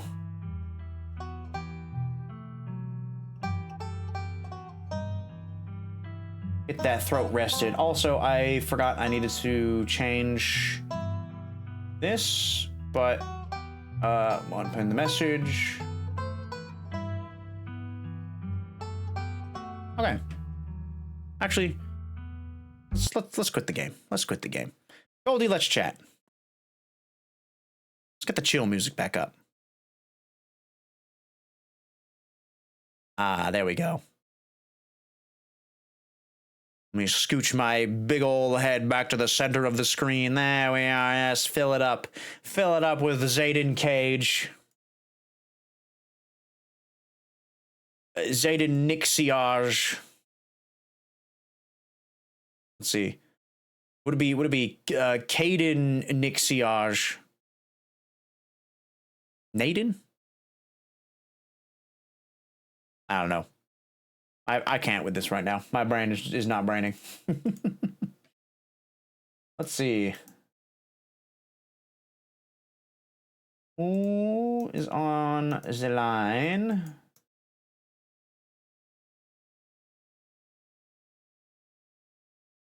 Ah, I see. Oh, interesting. All right, let's see. Let's see. Whilst I'm looking, we will be back again tomorrow. Tomorrow evening, same time, same place. So 3 hours and 16 minutes ago is when we will begin once again. But we will be starting with Kingdom Hearts 2. I say starting with, we'll be resuming our playthrough of Kingdom Hearts 2. We just got to the Beast's Castle, if I'm not mistaken. If memory serves. So if you'd like to join us to hang around with Beauty and the Beast, that's what we'll be up to. Happy to have you.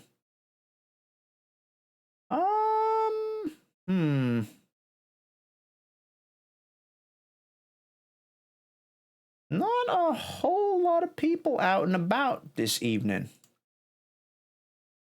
At least that I'm used to popping over to. See, Rue's streaming. It's been a while. When was the last time we went to go raid Rue? My VTuber sibling. It's been a month. It's been a month. We could go say hi. It's been a hot minute. Looks like they're currently doing a little collabby do. They're playing some Split Fiction.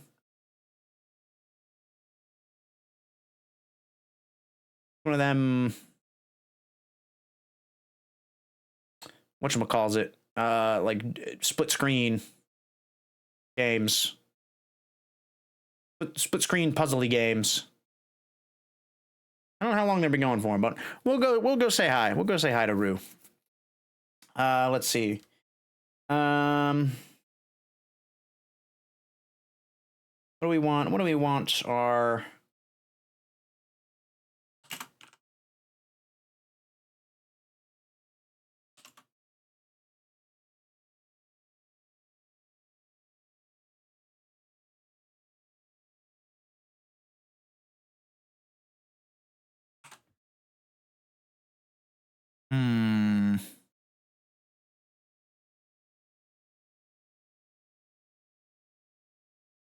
What do we want the raid message to be? What did we do tonight? What was said? We stole chips. We talked about cryptids. Some such. Oh,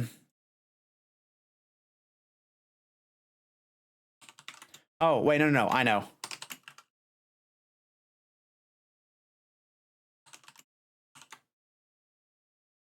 I know. It's perfect. Okay. What emote do we want? Is there a book emote? Oh, there's plenty of books. Oh my goodness. All right, the plot thickens raid. Yes, we had quite a bit of plot. We learned a good deal. Well, thank you everyone so much for joining me. Should probably start the raid before I do this. We are gonna go raid Rue. She's a VTuber sibling of mine. Of sorts.